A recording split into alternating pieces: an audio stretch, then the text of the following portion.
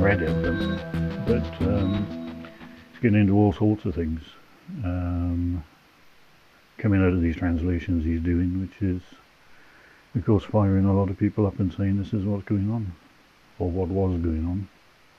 Trying to get, yeah, well, this disclosure sequence is building, and I reckon we'll have disclosure from America by certainly no later than the middle of next year, and you can bet your life it's going to be weighted towards the Anunnaki. But I suspect the Human Genome Program is going to be tied in with it as well. Well, let's get going then. Let's talk about the disclosure thing, since it's a topic. Why should we trust a government that's lied to us for so long with disclosure? Well, this is the problem, of course, is that all politicians have been lying for so long that it's just a kind of, they're so used to it they don't even know what they're talking about. They seem to be given a script more than anything else. And of course, this Velon, Anunnaki, Lucifer sort of context means that that's where the script is arriving, or is originating. And if you look at Freemasonry history, for example, which so many of these people are, that's what you have, is essentially anybody above the sort of 30th, certainly 33rd level Freemasons are into the Palladian rites as opposed to the New Scottish rites. And it's very clear that Lucifer is the god of the Freemasons once you get to that kind of level. And from my research, Lucifer is essentially is a persona taken on by one of the Velon. So you've mentioned the Velon. A lot of people will understand a lot of the terms that you've mentioned before. The Anunnaki, the Nephilim, all these other kinds of people. Who are the Velon? What's the story there? Right. The Velon are a race of what I would call semi-physical beings. By semi-physical, I mean that they have a physical form and a physical density in the same way as we do, but our brains just aren't tuned to the kind of energy frequencies that they're constructed from. And therefore what you have is, if we had a Velon standing in front of us right now, for example, then we wouldn't see it, and it probably wouldn't even come out on camera, because our brains just aren't tuned to the kind of energy frequencies that they're made from.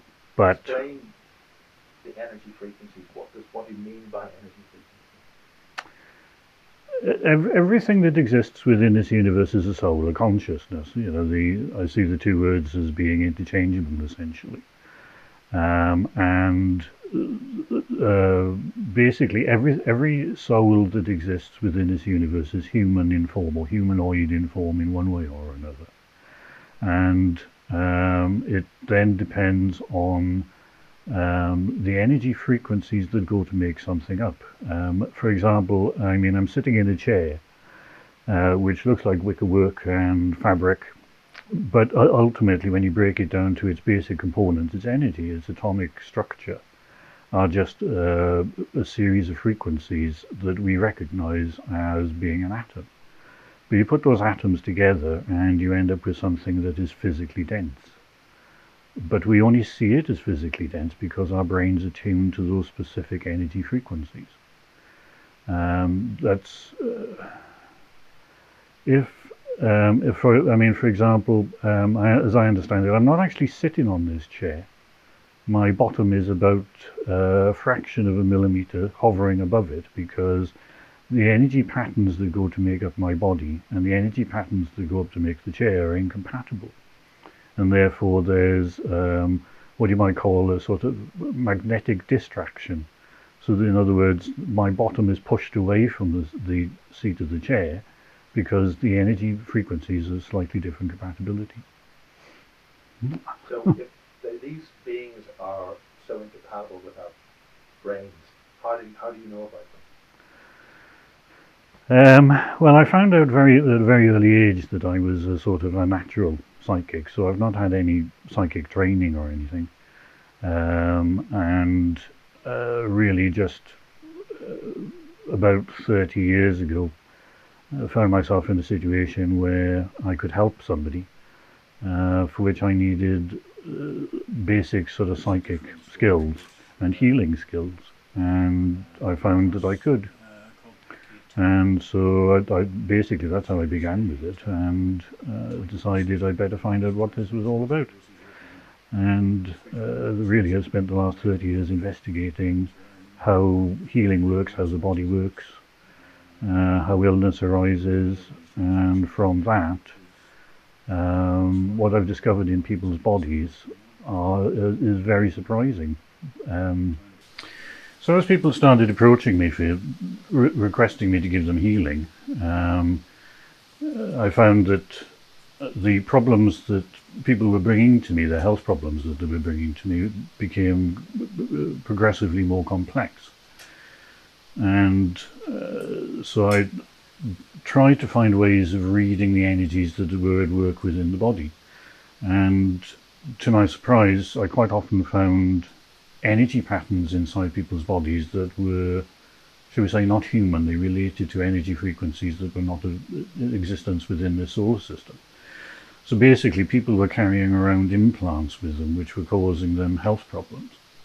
So it led me into investigating what these particular implants were, where they originated, how they originated, and what kind of problems they were causing for people. And so over the years, it's really been a question of looking at whatever the problems people have brought to me and trying to find an answer for them. What do these implants look like? Could you take a photograph or an X-ray of them or something like that? No, again, no, unfortunately not. These are, again, energy implants. So they, I mean, for example, I know there's somebody in the States who's got his collection of metal objects that he claims to have taken out of people's bodies, and they cannot be so-called alien implants because the energy patterns that these aliens are made from and the technologies they use are entirely different basis to the ones that humans use. And therefore implants are essentially an energy pattern and not a solid object as we would see a solid object. So basically these implants do have a form and a shape which vary considerably. It depends on the type of implant, the race that actually manufactured them, and what the implant is intended to be used for. Now, a lot of people took these implants on quite deliberately at the time of Atlantis, for example. But a lot of people have had these implanted without their knowledge and against their will, and that is really not a good thing. And so what are they designed to do? How many types are there? Is it? Can you? Oh God! Is there a basic set of different genres of implants? Yes, there are quite considerable. If I start at the beginning, shall we say, of human history, which is about 85,000 years ago on Atlantis, what we did, by we I mean all of those who came to us who intended to take part in what I would call a human experiment, basically to see whether life at the sort of physical densities we experience could be lived. And when we came to Earth, what we found were basically Cro-Magnon man in a very basic form. And what we decided to do with their agreement was to genetically accelerate them. The way in which we did this was to implant them with, it looks a little bit like a crystal. It's a six-sided crystal. Ladies would probably find it very familiar because it looks like an awful lot like a diamond you'd put in a ring. So it's a six-faceted diamond, flat-topped, and comes to a point. And these are genetic accelerators. And what they did essentially was to create higher energy patterns within Cro-Magnon man, which then created more DNA. And so it then became a cycle. So each time more DNA was created, higher energy patterns were created, until in the end what we ended up with was a human being.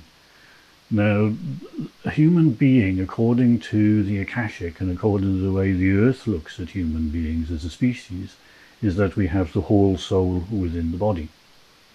What we're used to is having a physical component of the soul within the body and a higher self, as it were, a higher aspect of the soul, effectively separate from us. And as far as the Earth is concerned, as a species, we've been subhuman for several thousand years. But we use these implants in people to genetically accelerate Cro-Magnon man into a situation where we had a body form that could actually accommodate the whole soul within the physical body. And of course, once we'd achieved that, people started experimenting with these genetic devices and what we could actually do with the body. So you had all the sort of strange memories people have of Atlantis, of strange beings, part human, part animal. That kind of memories and experiences actually existed, because those who were on Atlantis decided to experiment with this human body and see what we could do with it. Because after all, as far as the universe was concerned, this is the first time that a physical body had ever existed. I mean, these Atlantean implants become a problem. Have become a problem over the last few years, because as we increase our energy levels, as we undergo the kind of change we're heading towards in 2011, 2012, then we are taking more of the higher self into the body, and therefore it's increasing the body's frequencies, and it's switching on some aspects of these Atlantean chips. For example, I've worked on people who were mermaids. They had mermaid genes within their bodies, basically, which was, in this lifetime, was actually making them lose the use of their legs, because they were starting to weld together to form the fish tail. I had somebody who had jellyfish genes in their system, which meant that every time they moved, the body couldn't quite deal with the movement. They end up rupturing muscles. I had another mermaid form who was growing fins on the back of her spine, and had had medical surgery to remove this spine growth out of the spine. There are all sorts of examples of how these are switching on, and they're causing major health problems for people, because we're in an intermediate stage. If we had the whole soul within the body, then these people could turn back into mermaids. But because we're in the sort of middle stage, then it's just creating massive physical problems for the body, and of course the medical profession can't deal with these kinds of things. So that's one kind of implant. Some thousands of years ago, when we became as we are now, in other words, where we consciously decided to divide the soul into two divisions. One of the races decided to help us by providing us with an additional memory potential. There's a long story behind that one, why we needed extra memory, but this particular type of energy chip sits right on the very base of the spine, on the sacrum and coccyx. So one component fits into the sacrum, and it basically acts as a tape recorder. And then just above that, sitting on the second vertebra above the pelvis, is a little device that acts like a microphone. So it records everything we do in our lives. So as I say, it's benign. It's just there as additional memory to assist us in the lifetimes we've lived during the last few thousand years. But the problem is that once this type of chip has recorded an activity you do in your life, then it recycles it. And you just keep recycling the same kind of emotion and the same kind of health problem all the time. You can never clear it because the chip's recorded it. So is that a past lives type of a thing? With this memory chip, it's current life. So say you had a difficult childhood and you had a lot of emotional trauma. The chip records that you had all of this emotional trauma, sees it as natural for your body, and keeps putting it back into your body. So it doesn't matter how calm your life has become since you had all the emotional trauma. It keeps putting all the emotions and all the adrenaline back into your body, so it keeps you at a high state of tension constantly. And this is what you've been involved with removing. And this is what I've been doing with a lot of people over the last certainly 10, 12 years, is removing these kinds of devices, which gets their life back to normal. I mean, there are about 15 different types of these kinds of implants that I've discovered in people's bodies, and they've been fine, and they create all sorts of different problems for people. So are these problems just a carryover from the past, or are any of them specifically hostile in nature? There are two essential types, I suppose. Yes, one, the first type, the one I've been talking about, goes back 85,000 years. Or several thousand years ago.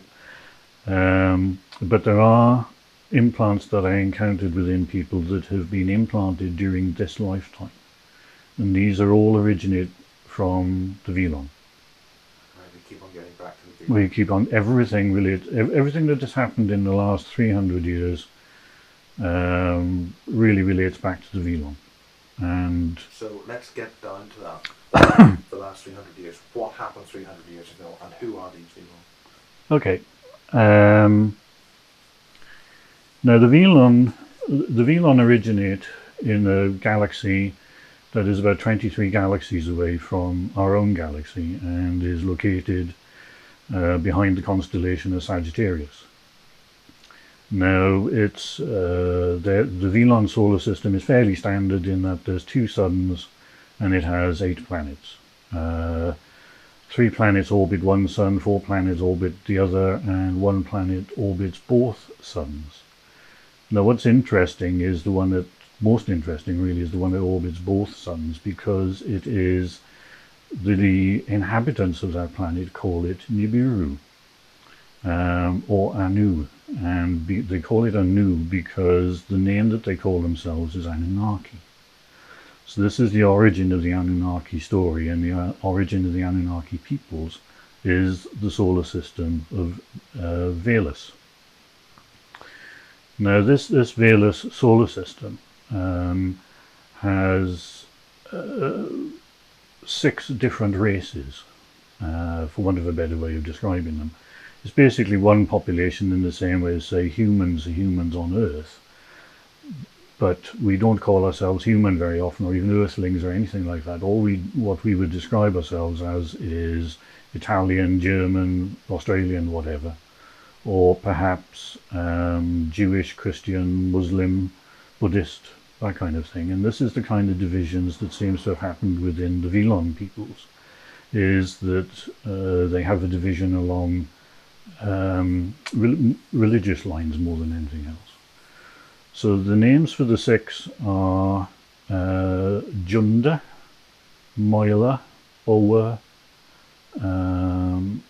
Anunnaki, Hathor, and there's a 6th. I can never remember the name of the 6th offhand. And really, what happened was, about 1,000 years ago, they encountered an energy flow just outside of their galaxy, which is an energy flow that comes to Earth. There's all sorts of different energy flows around the universe which are aimed at particular solar systems, planets, whatever, to help in whatever work that particular planet is doing. And what they encountered was the primary energy flow that comes to Earth from the center of the universe. And they decided to follow it. And it took them several hundred years to build the kind of ships that would allow them to travel the kind of distances from their galaxy to ours. And they arrived outside of our solar system roughly around about 300 years ago. And they took a look at our solar system and what was happening on Earth, and they decided that maybe what they ought to do was to observe rather than try to take over the planet.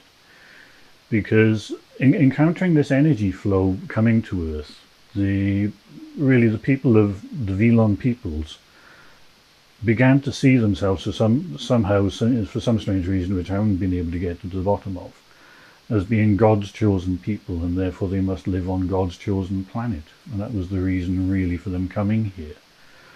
So to come here and find that there were inhabitants, humans on Earth, was a major surprise to them. And so they decided to observe rather than to land.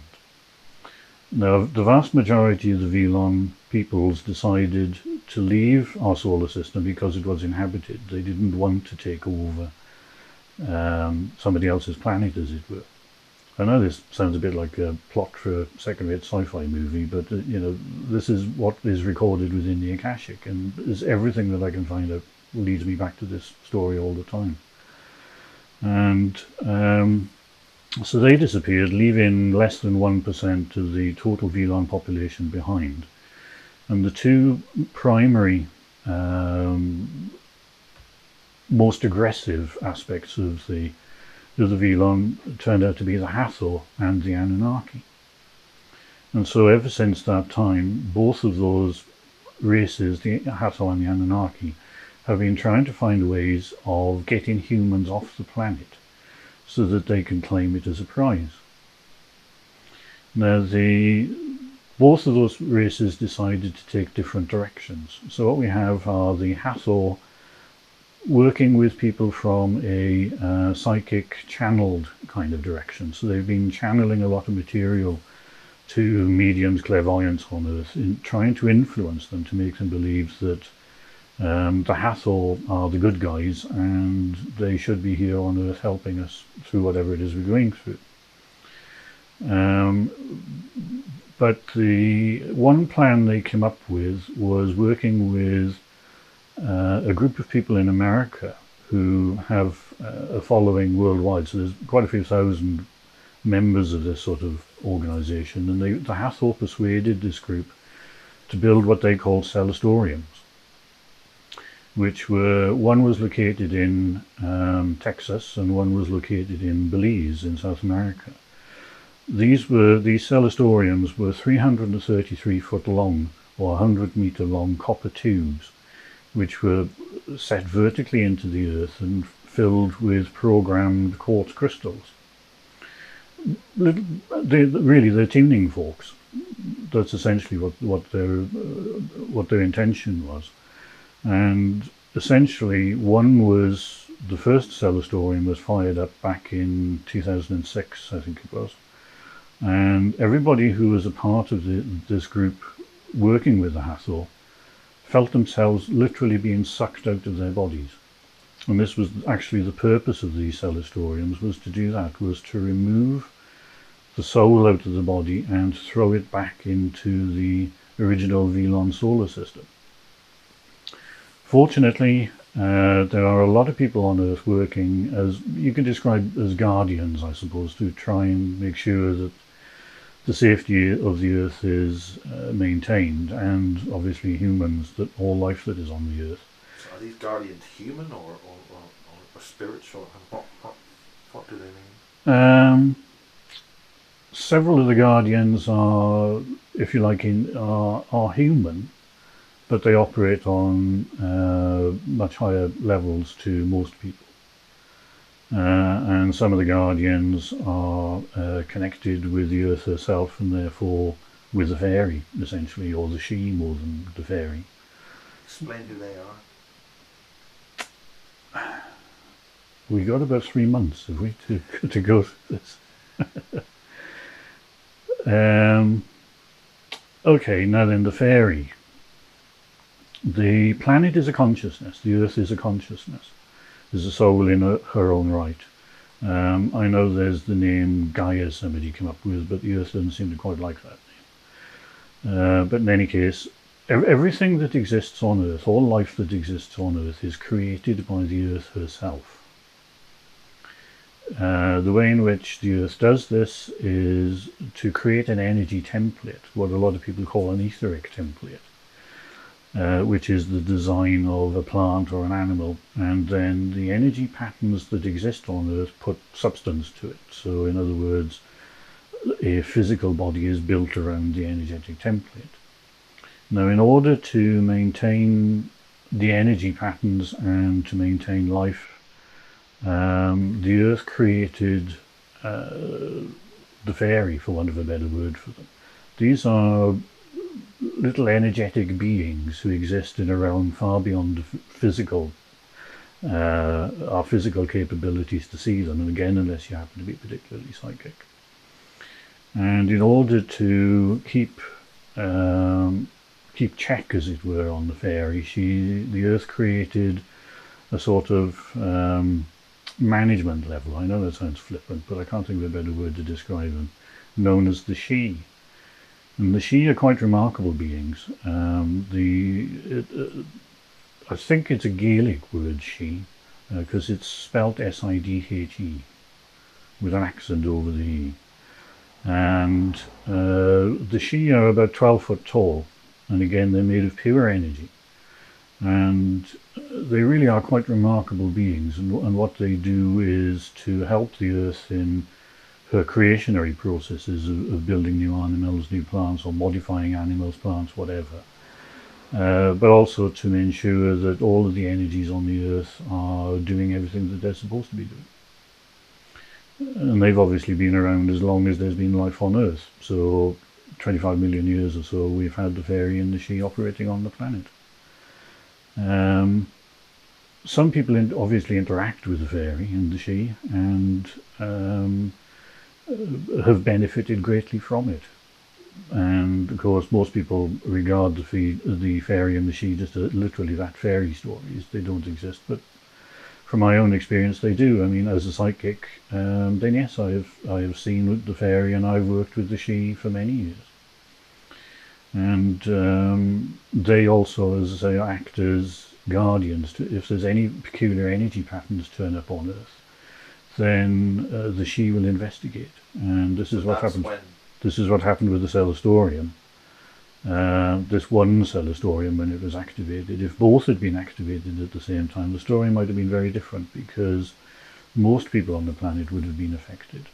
But as it was only the group within who were a part of this Hathor channeling group that became affected by the first Celestorium being switched on. Both Celestoriums were destroyed that night, so they cannot be used again by those who act as guardians around the Earth. How were they destroyed? Again, energetically. You know, the problem with being human is that we see everything as physical. If we can't touch it, smell it, feel it, whatever, then as far as we're concerned it doesn't exist. But good old Einstein's theory of relativity, you know, E equals mc squared, is very true. Everything is energy. Underlying everything is energy. The only thing that makes it visible or invisible is the frequency at which those frequencies are connected together.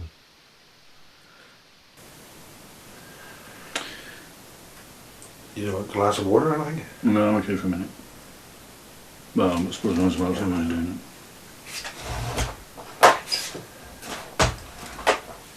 I think this is a crucial thing, and then we can...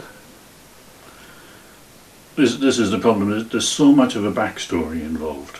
You know, human development and human history is so different to how we're used to hearing it and what the scientists have to say about things, that it's really to explain it and understand it, it really needs the whole story. And then we're getting in, you know, I've written 7 books about this and I still haven't covered it fully.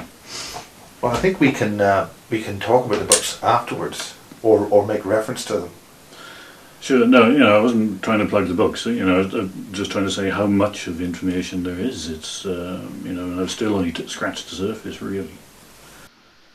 So yes, so 300 years ago. 300 years ago, the Vlon and the Hathor arrived here. So the Hathor went through their processes. But the Anunnaki decided on a different route, and what they did was to start implanting devices into people's bodies, which are essentially cameras and recording equipment.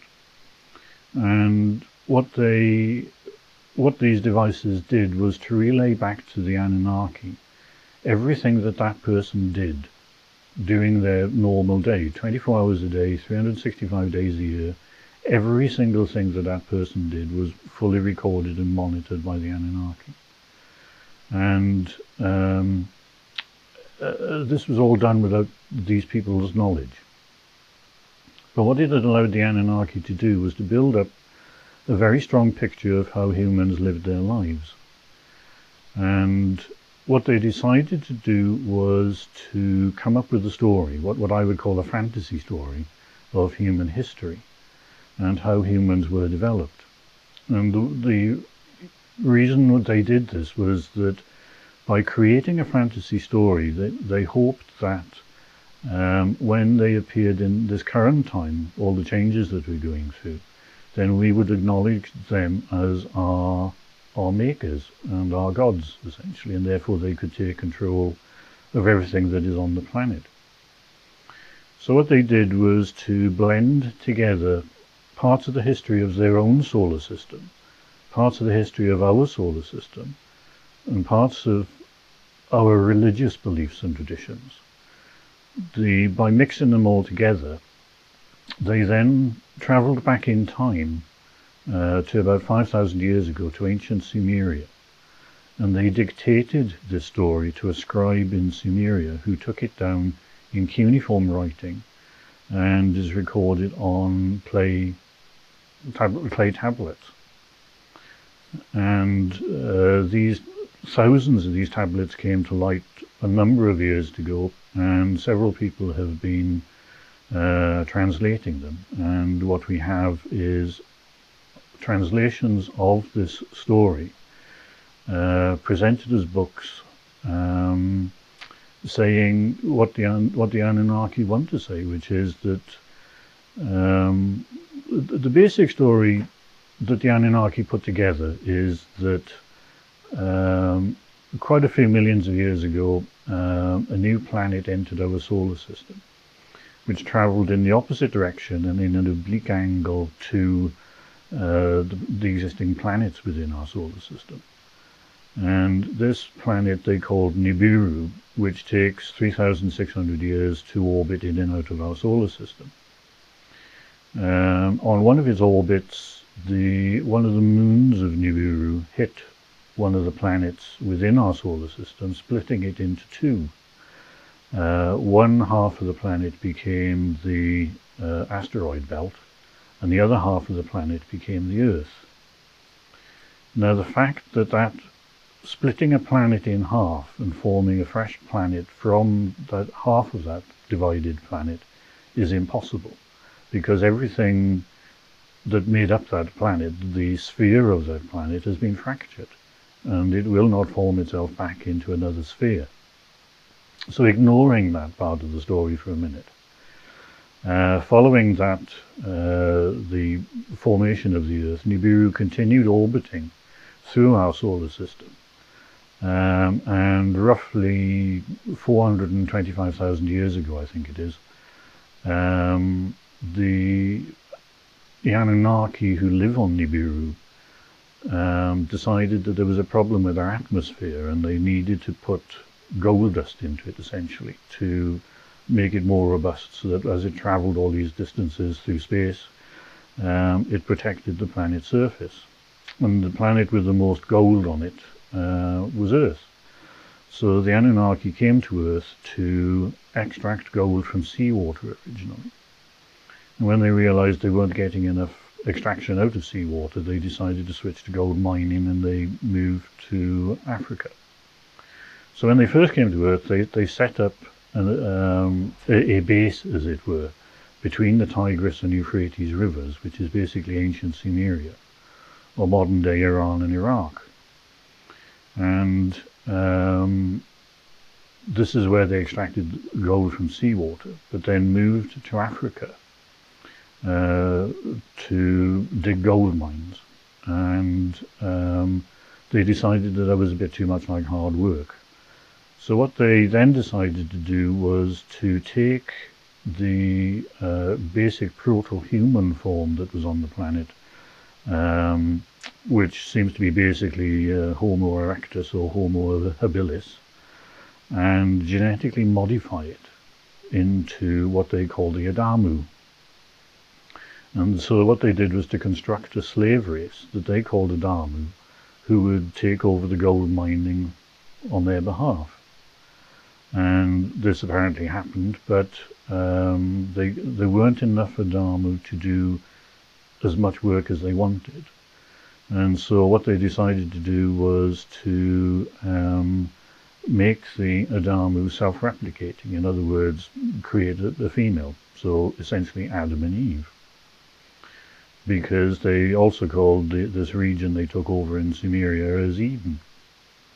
So they created Adam and Eve by blending Anunnaki genes with Homo habilis genes and created a new species as a slave race, which did all the work for them. And it became very, very successful, and the Adamu worked very hard, and as far as the Velon were concerned, or the Anunnaki were concerned, this was the perfect solution to their problems, and they started ferrying much greater quantities of gold back and forth to Nibiru every time it came through our solar system every 3,500 years. The problem started happening when the Anunnaki looked upon human females, I think the expression was, and decided that they were very attractive and started mating with them.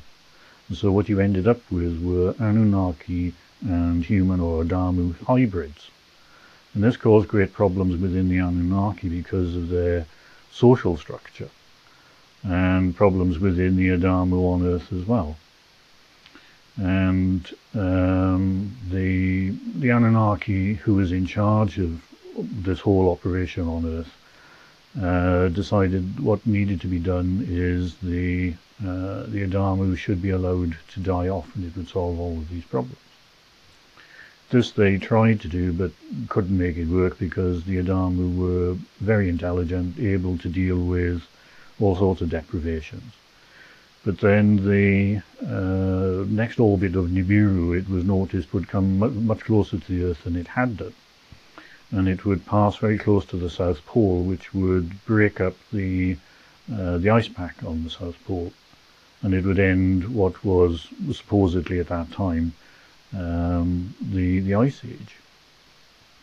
And so it was decided that the Anunnaki would leave the planet, let all the disasters that it looked like were going to happen, caused by Nibiru's transit, to happen, and then they'd come back and finish mining again and hoping that all the Adamu would have been killed off. But the chief engineer, as it were, in charge of the project, the Anunnaki who had actually carried out all the genetic modifications to create the Adamu, liked the peoples basically, and got one of them to build a ship, an ark ship that would survive the flood. And the ship that was built was actually more like a submarine than it was the one that floated on the surface. And he was given technology that allowed him to record all of the genetic patterns of the Adamu and all other forms of life on Earth, so that when the flood receded, the Anunnaki could rebuild all forms of life. And so this is what the story says happened, is that the Nibiru passed by the South Pole, broke up the South Pole ice pack, created massive flooding over the whole Earth's surface, and destroyed virtually all life over the whole of the planet. And when the flood waters went down, they returned and started again. But in the end, they were happy that the Adamu had been saved because they were still very useful slaves. And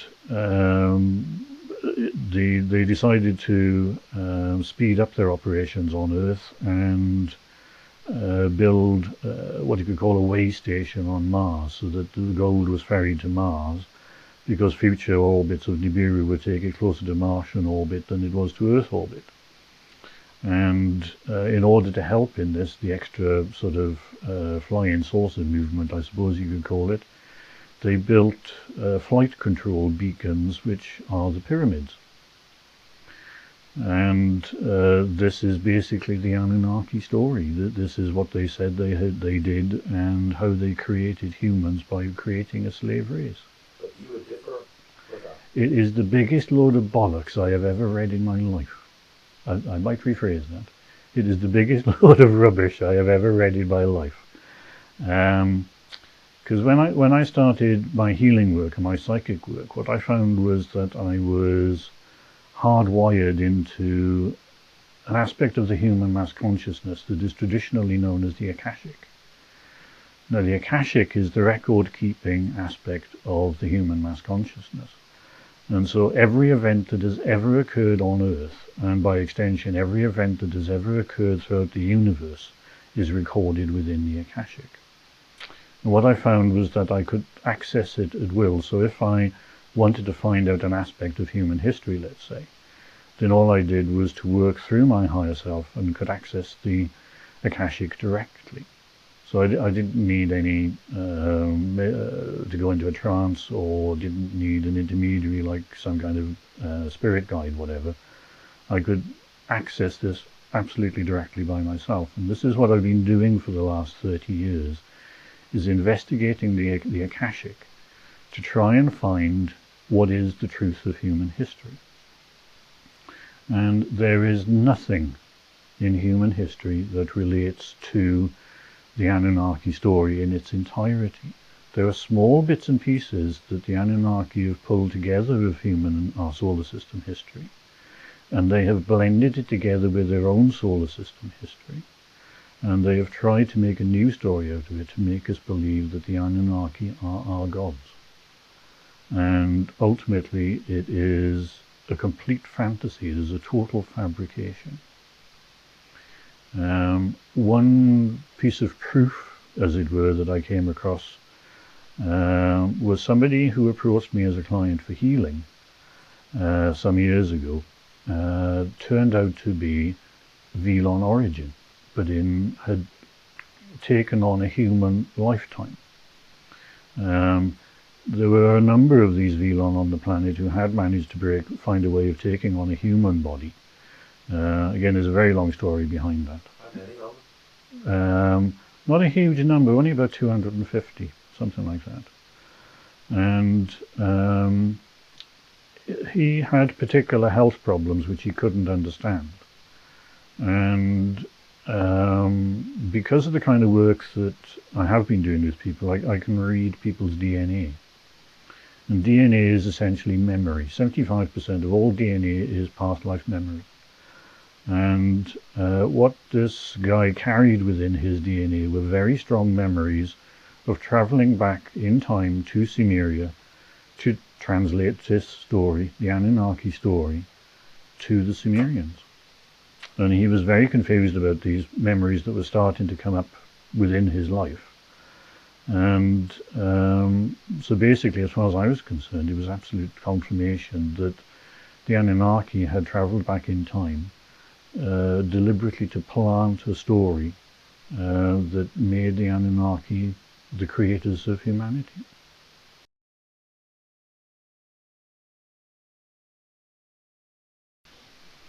And really,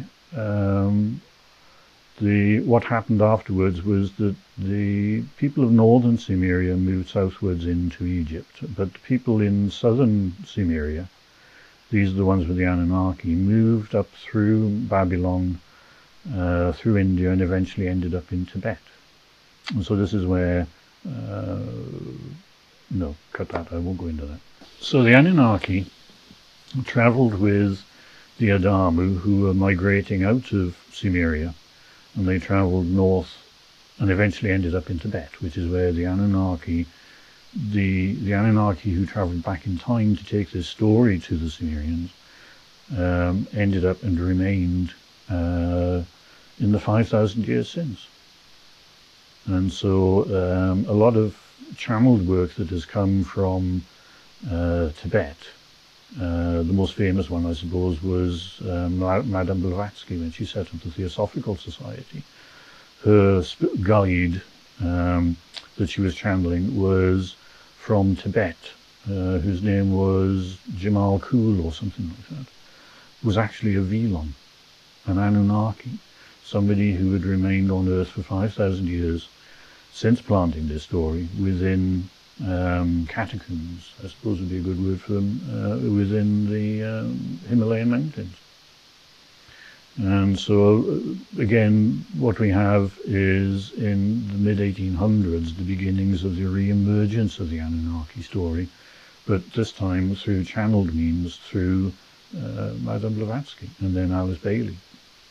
So does that mean that the Dalai Lama is essentially a continuation of the Veil? No. No. The Dalai Lama is what he appears to be, as far as I can work out. And I cannot find any influence in Buddhism, for example, by the Velon, which I find quite interesting. I cannot find any influence there, and I find that quite intriguing and quite strange in many respects. Because the primary influence of the Sumerian story, the Anunnaki story spread around by the Sumerians, seems to be through Judaism, Christianity, and Islam in terms of the Old Testament. But there is also another route for the Old Testament, which has got absolutely nothing whatsoever to do with the Anunnaki. And it's that route that the Anunnaki used as the basis for the story they tried to present through these clay tablets. Now, if you go to the area of northern Iraq,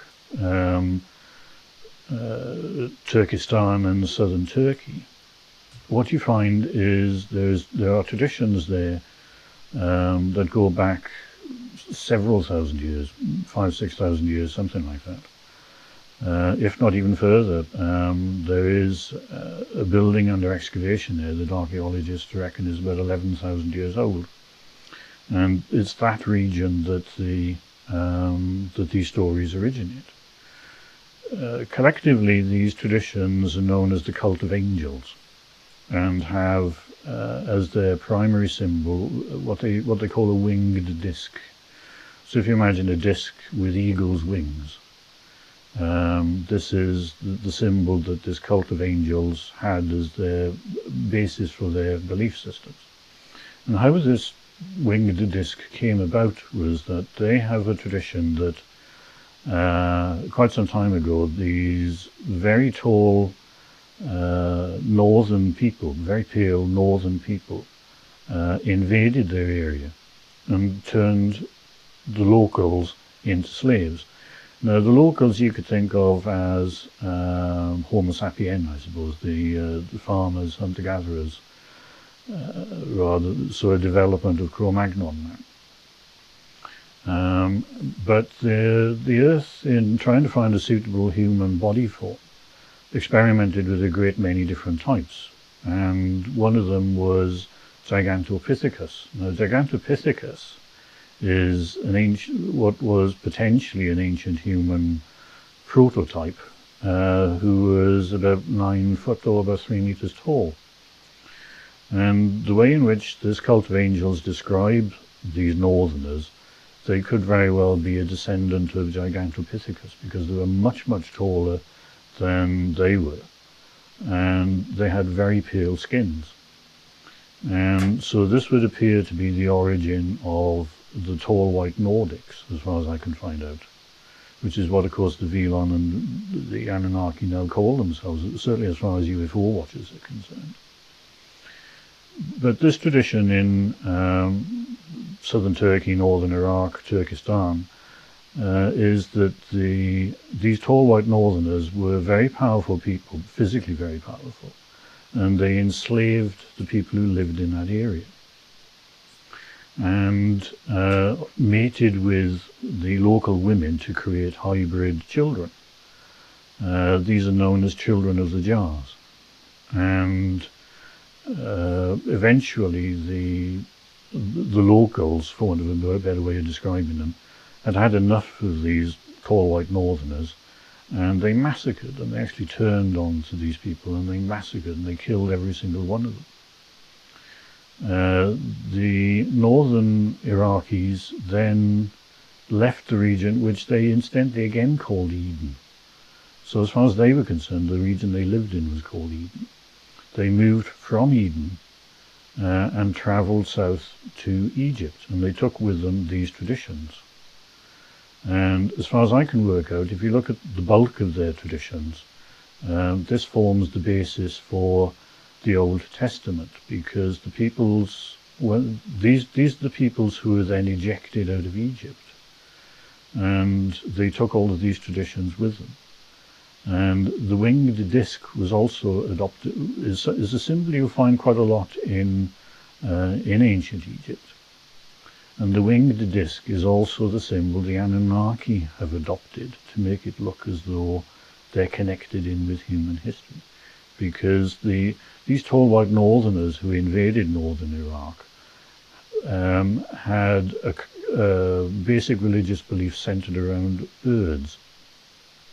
And their major symbol was a winged disc, because they used bird feathers for their sort of shamanic type processes and the work they did as shaman.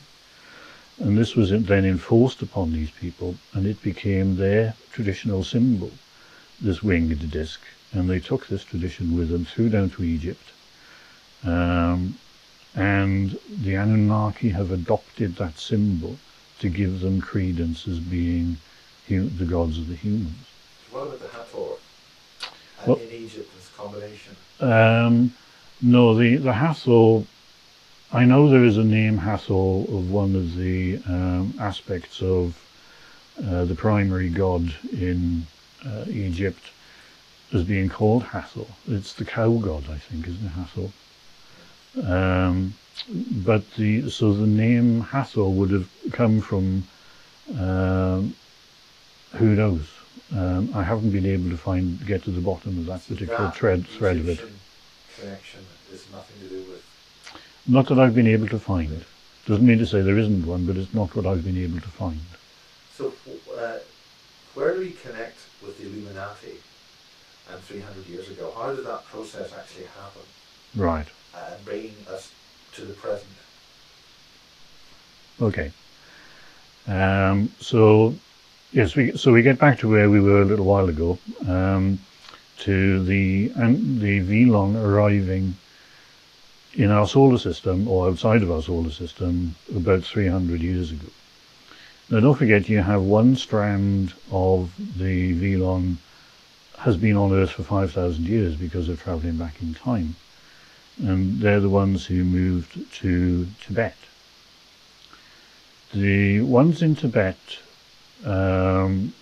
tried to do all sorts of different things on a genetic level to try and make themselves look more human. Because in their natural state, the Velon are anywhere between, depending on which race it is, they're anywhere between about 2.4 meters or 8 feet, or 15 foot and 4 meters tall. And so they tried to make themselves a lot more human, and so this is one of the reasons why they hid themselves away in Tibet. But around about 300 years ago, 1776, a character called Ansel Rothschild decided to set up an organization which he called the Bavarian Illuminati. And the intention of this organization was to take over the world. This is what was written into the original documents to set up this Bavarian Illuminati. And recognizing that there was some kind of power base beginning to build here, the Velon, or the Anunnaki who had moved to Tibet, took over this organization. Now, the way in which they did this is again requires a long explanation as to the kind of technology the Velon have available to them. But essentially, they took over total control of the Illuminati virtually from its inception. This they did as much on a psychic level as on a physical level. And what kind of physical level? The bodies of the Illuminati? Well, you see, this is how long you want the description you want. This is the problem, because you're talking. Well, cutting to the chase, how did these non-human ET type beings walk in and take control of the Illuminati? And what was the function of the Illuminati before that? Was that not to save the human plan? Or? No, the Illuminati was there purely and simply to take over the Earth, to take control of the planet. human activity on the Which is planet. getting very clear that they're being successful. Well, they've had 300 years of practice of playing at it, and they've been building up slowly to do it. But everything's accelerated over the last number of years because they're running out of time. Why are they running out of time? Well, let's come back to your first question. The way in which they took over the Illuminati was what psychics would describe as a walk-in. Now that is where one soul walks into somebody's body, and in doing so displaces the soul that was in there originally. It's a bit of a bizarre concept, but it's one which the Anunnaki used to take over the Illuminati, because by doing so they convinced Rothschild that they were an immensely powerful race of beings and could provide whatever energy potential the Illuminati required to carry out their plans. Again, you've got to remember everything is energy. So if you have a massive energy potential, then you can manipulate anything that you choose to manipulate. And this is what Rothschild took on board, because the body that was taken over was the person he had chosen to be the leader of the physical leader of the Illuminati, with Rothschild in the background. This is a guy who's been nicknamed Spartacus, I seem to remember. And from that point onwards, it meant that the Anunnaki had full control of the activity of the Illuminati and all of their activities. And because I think a lot of it's to do with the fact that the aims of the Illuminati and the aims of the Anunnaki are the same, which is control of the human population on the planet. And this is what they set about doing. I mean, the first thing the Illuminati did was to set up the French Revolution, to depose the monarchy within France and take control of the people through, a socialist ideal. This obviously failed, and essentially the Illuminati were thrown out of Europe because the other heads or monarchs of various other countries in Europe didn't want them there any longer, so it became very difficult for Rothschild to operate within that sort of climate. So what the Illuminati did was to move to America. And again, at the time, what they did was the Illuminati took over the Freemasons, and they re-established the Knights Templar. Now, the Knights Templar had been eradicated basically by the Vatican and the French king in 1307. So they hadn't existed after 1338, I think they were officially disbanded. But in history, the Knights Templar had a traditional and very important role, and this was to guard the Ark of the Covenant. Now, the Ark of the Covenant, the Ten Commandments really don't mean much of anything, because after all, it's a basic moral code that people were living under in any way. What is important of the Ark of the Covenant is what they call the Tables of Testimony. Now, the Tables of Testimony is a green crystal which has been programmed with the history of the human race, all the way from Atlantis up until the Knights Templar were destroyed. And so it's a very, very important artifact, because if the Anunnaki could take control of that, then they could literally rewrite human history. They could impose the fantasy story that they built onto the crystal and literally alter the Akashic by doing so. Fortunately, the Tables of Testimony and the Ark of the Covenant are in a place which are inaccessible and will remain inaccessible. But by rebuilding the Knights Templar, they were hoping that they could get sufficient knowledge and ancient knowledge back together to find out where the Ark of the Covenant is located and how to access it. Fortunately, they couldn't. and that is the situation as it remains to this day. The Ark remains in hiding, as does the Tables of Testament. Is this a time log? Well, as you know, as I say, again, it's a question how deep you want to get into this. So, trying to avoid too much detail. Are we going to be here for 25 hours, sort of thing? So the Ark of the Covenant and the Tables of Testimony remain in safe hiding place, and they will never be found, not until the time is right. So what the Illuminati then did, because they were essentially kicked out of Europe, they moved to America, and they formed the basis of the first American government. I mean, for example, George Washington was an Illuminati member, as well as I think it was 54 signatories to the Declaration of Independence were all Freemasons, all high-ranking Freemasons. So they were all tied in together. So you have the Illuminati, the Freemasons, and the Knights Templar at this time in history are all tied in together, all doing different aspects of the same job, essentially, which is what the Illuminati and the Anunnaki together declared they were going to do, which is to control everything that occurs on Earth.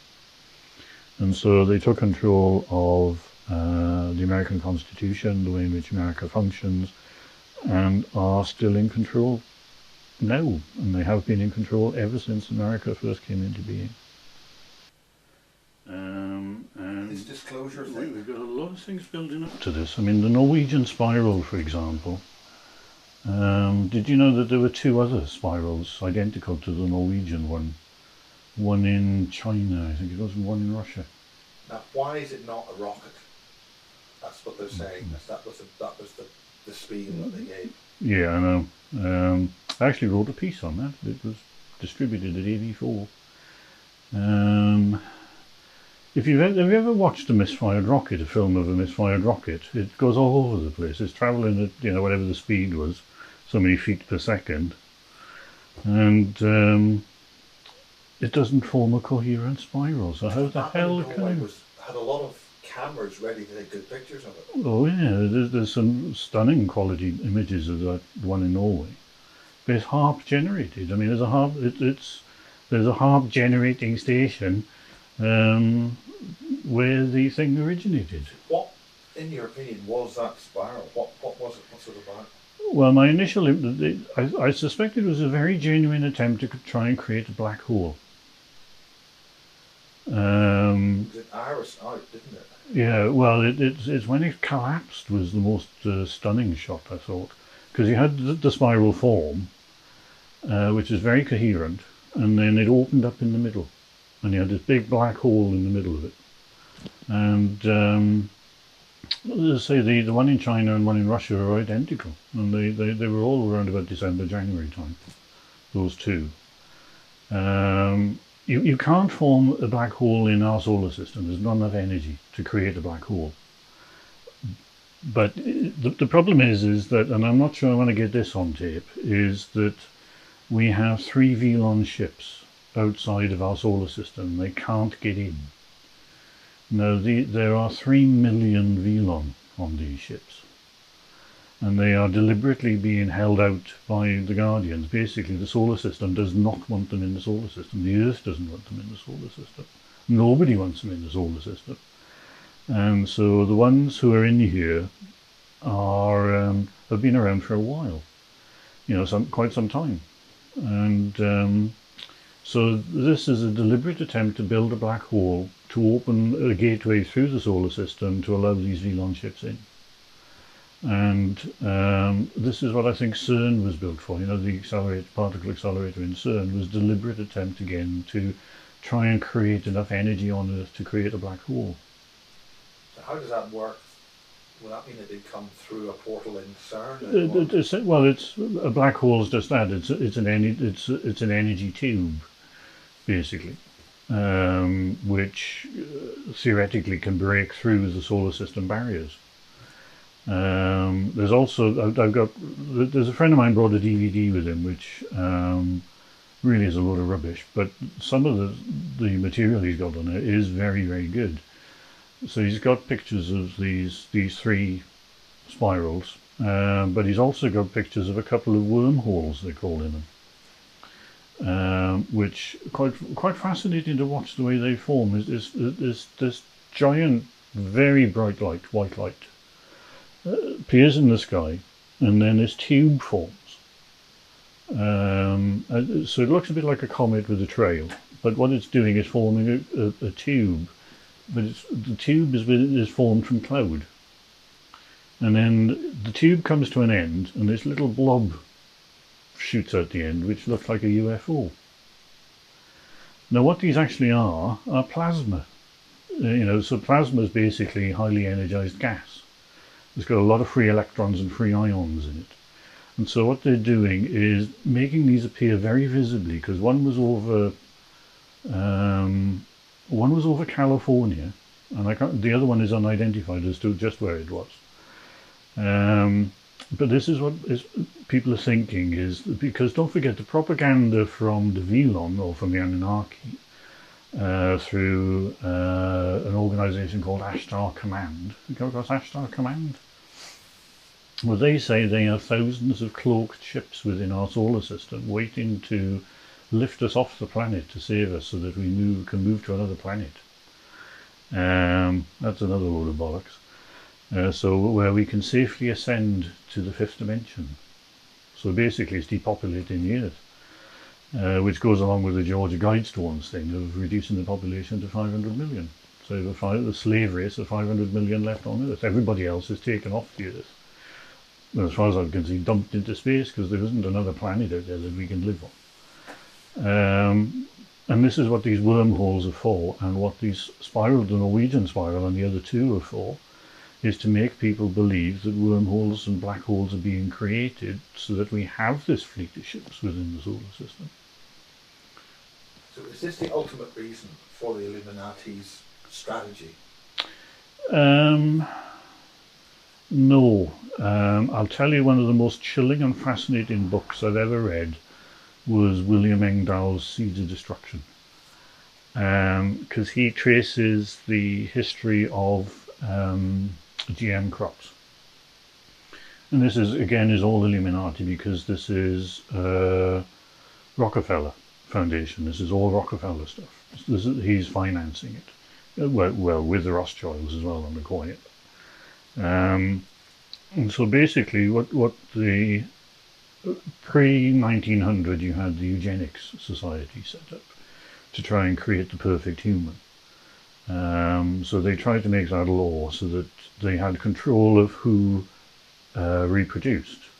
So if you were thick, you couldn't reproduce. If you were black, you couldn't reproduce. If you were disabled in any way, you couldn't reproduce.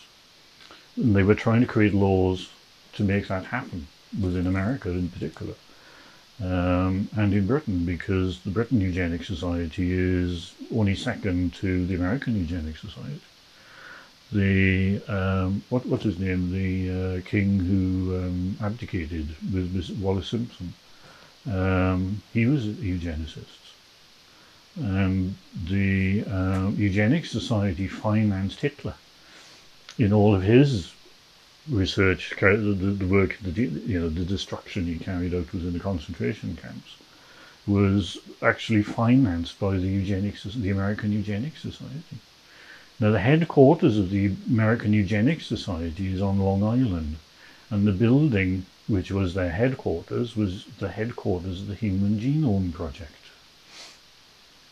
So, is the Human Genome Project an associated DNA? Yes, the thinking behind it is that they are trying to create a perfect human. And this is what GM crops are all about. They started with crops because genetically manipulating plants is far less complex than manipulating animals. But they've moved on to animals. This is why you began cloning Dolly the sheep and all the rest of it. Well, if we have in the media now, currently in 2010, we have these 100 cows who have cloned cows, and we have cattle mutilations and stuff like that. Well, no, the mutilations are a little bit different. All the research I've done into that, and I know they're connected with UFOs and all the rest of it, but the majority of cattle mutilations are actually carried out by the Americans themselves, um, partly for testing of uh, sort of cattle diseases, and partly because of genetic research. It's got nothing to do with UFOs. Why the only people who've been doing aliens who've been doing anything in terms of human genetic research are the Greys and the Blues, and they're only interested in the human body. They're not interested in animals or anything else. So why on earth would they go around mutilating animals and leaving them lying around? What about the military facilities in Britain involving the generated life forms?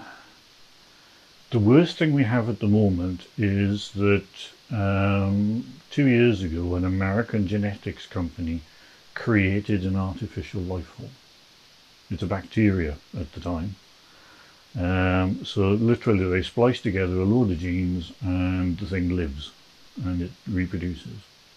And it was announced by the lab that did it to say how wonderful they were, and they were immediately shut down by the military, and all the people working there were taken into military control. So you've got that side of it. Then you've got the genetic manipulation to soldiers to make them super soldiers and all this sort of stuff. But do you know much about that program, Super Soldier program? Not a great deal. Again, I'm basically under 24-hour psychic watch. If it's not by the VLON, it's by the NSA, and so it's difficult sometimes to get out there and look at things. What do you mean by that? Well, just that psychically, I'm watched all the time. To get that book out, the Human Extinction book, I was permanently under a psychic attack all the time. Now, the majority of psychic attack is done by the NSA, and the NSA abducts children who have psychic potential, and they put them together in groups of 10 in underground wards, strap them to the bed, stuff them full of tubes to keep them alive, and they force them into psychically attacking people, or creating psychic protection around the Gulf, let's say, or the dark side of the moon. So I tried having a look. Why would they want to do it in the dark side of the moon? Well, there's a permanent base up there that's been there since the 1950s that's co-run with the Americans and the Russians. It was done using UFO technology. Is that the German flying disc technology? No. Well, I mean, you've got to wonder where some of that come from, I have to say. But, no, Roswell. Do you think that the Germans had ET involvement? Well, don't forget the Eugenics Society was supporting the Americans. Was supporting the Germans. And an awful lot of technology and money went from America to Germany to support Hitler. And, the Bush family made their fortune by supplying stuff to Hitler. And I suspect, I know the Roswell crash was 47, but there's obviously been an awful lot of observation of UFOs over the years, and recognizing them as flying discs. I suspect that as the Germans had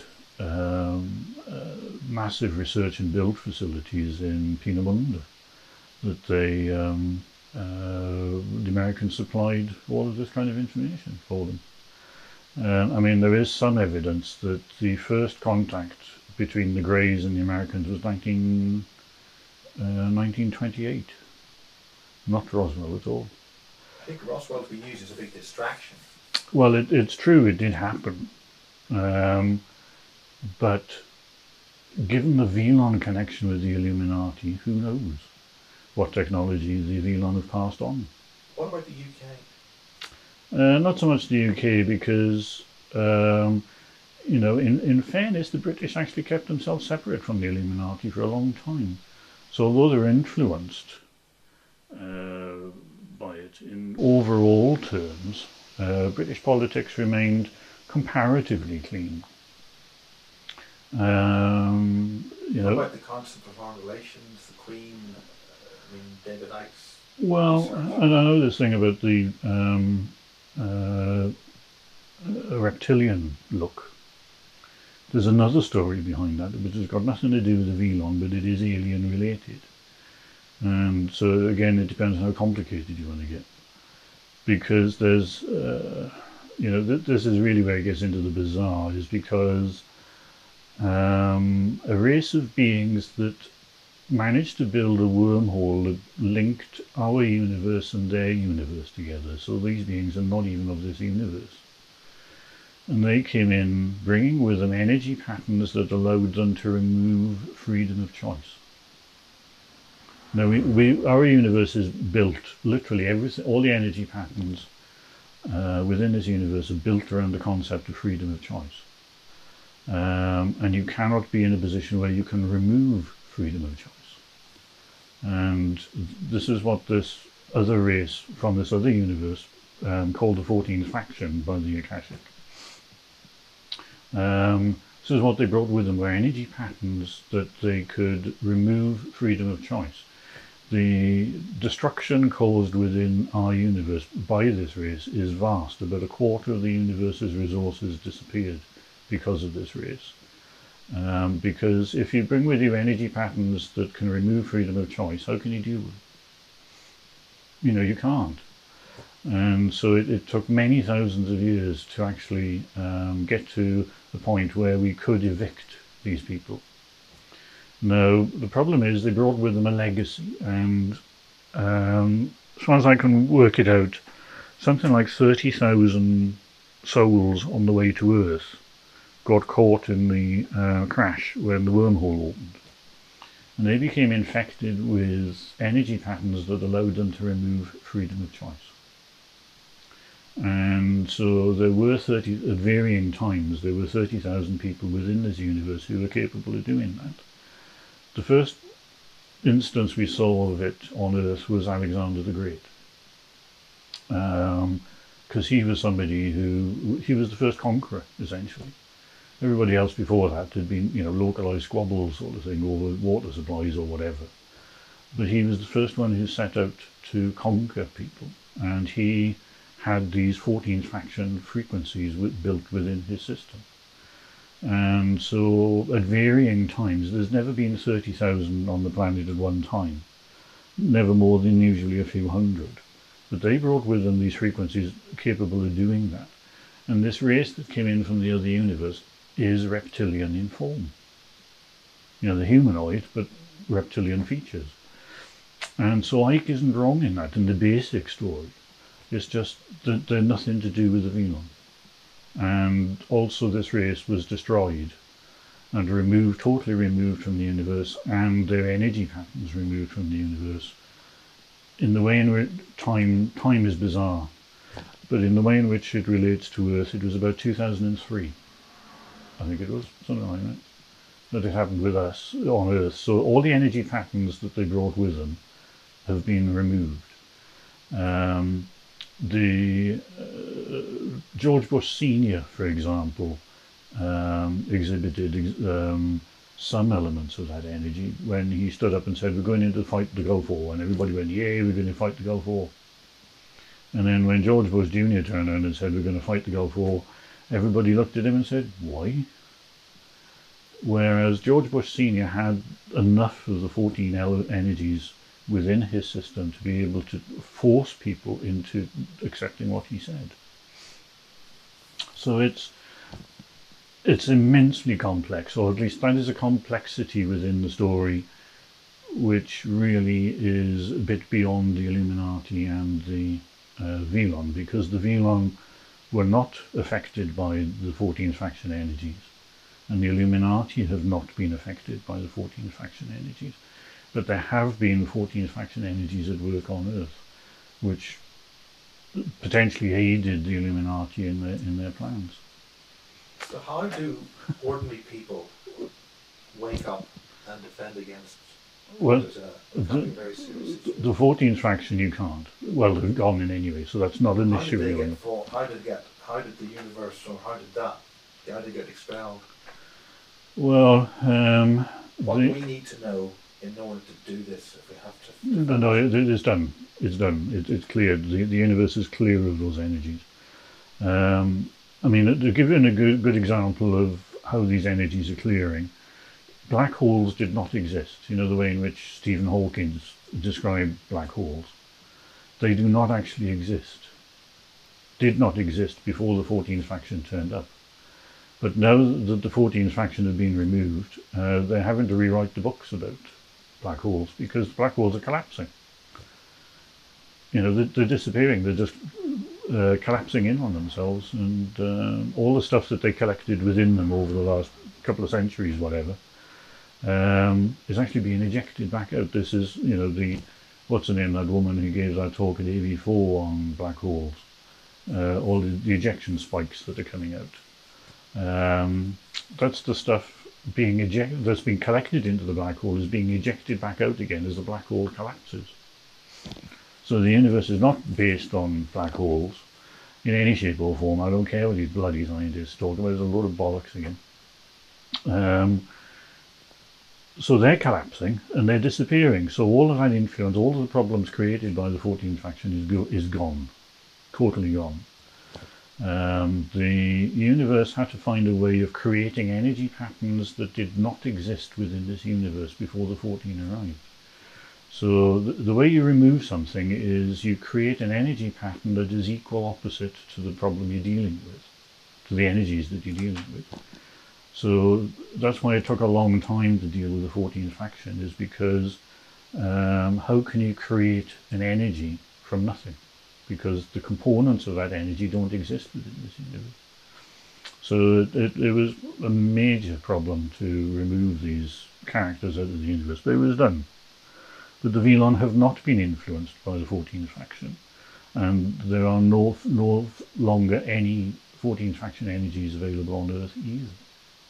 So in many respects they have no connection with what's going on with the Velon and the Illuminati. So why are you under attack for writing about human extinction? Well, the Velon don't want it out there. Neither do the Illuminati. I mean, bless his cotton socks, David Icke's been doing an amazing job for 30 years trying to get as much of this information out there as possible. I think he's wrong about a lot of things, and I think there's a reason why he's wrong about a lot of things, but the core material he talks about, I think, is a basic truth to it. And particularly his chasing the Illuminati, and he's under attack a lot of the time, I suspect, because otherwise his work would be much more accepted. But because I work on a psychic level, I'll go and look at these things. Now, when would it be? About 13 years ago, I got psychically attacked, and I went to have a look at what was going on. Why was I being attacked, and who was doing it, sort of thing. And I tracked down an underground base under the Nevada desert, which is using alien technology to enhance human psychic potential to attack people. The installation they built has massive potential within it. They hold records of 100,000 people in one little machine, so that all the operator has to do is think about that person and the full details come into his head, and that can then be used to project towards that person to create them problems. So I went to have a look at this, and what I did was added a little more energy than the machinery was used to, shall we say, and it blew the installation up. And the following night, we were living in Exeter at the time, the following night the house got entered and I was injected with a radioactive isotope. Because I woke up with a hypodermic puncture mark in my arm, which I had checked out by a couple of other people to confirm that I wasn't just imagining things. And I've been under attack ever since, essentially, because I found a way of counteracting the isotope in the body. Because what it was designed to do was to give me terminal liver cancer. I'd have been dead within 6 weeks if I couldn't have done anything about it. So it's for little events like that, I'm under psychic attack all the time.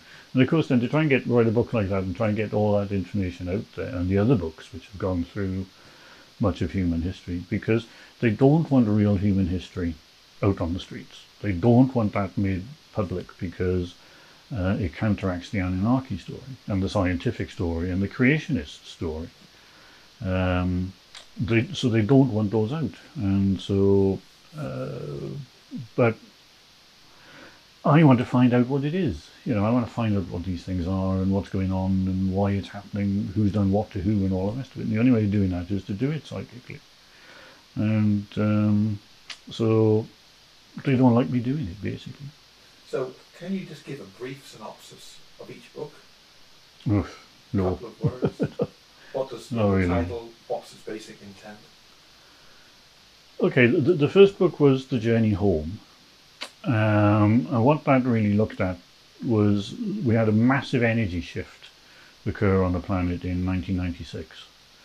So it starts with 1996 and then goes on to explain some of the fundamentals of how we're constructed, how the humans are put together, and how the higher self, physical self-division and this sort of thing, how that works.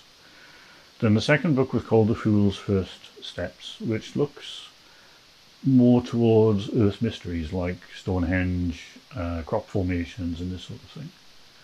And the third book, Planet Earth, the Universe's Experiment, really looks at an overall picture of human history.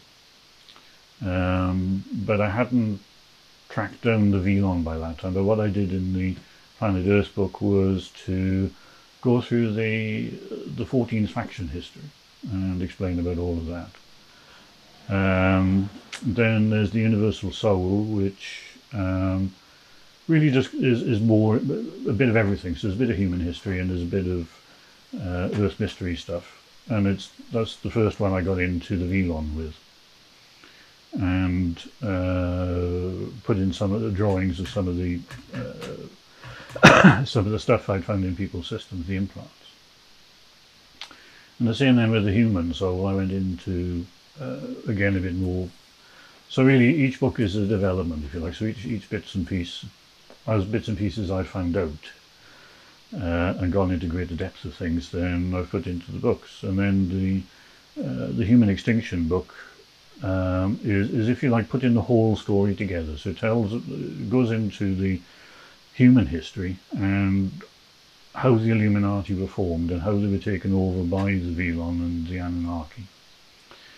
As I said, I got a new book coming out in a few weeks, which highlights, if you like, the Anunnaki plan, how the Anunnaki plan works, where it originated, how it originated, and then comparing it to the human plan, what I would call the human plan, what we're really doing on Earth. And so really it's trying to bring the whole of human history up to date, and to put it within the context of 2011, 2012. Because essentially, we got huge amount of disinformation and propaganda about 2012 because people are picking up on this 2012 date in the Mayan calendar. We got movies like 2012, which basically saying the world's going to fall apart and totally disintegrate in 2012, which is a complete load of rubbish. What the 2012 date is all about, the Mayan calendar isn't the only calendar on the planet.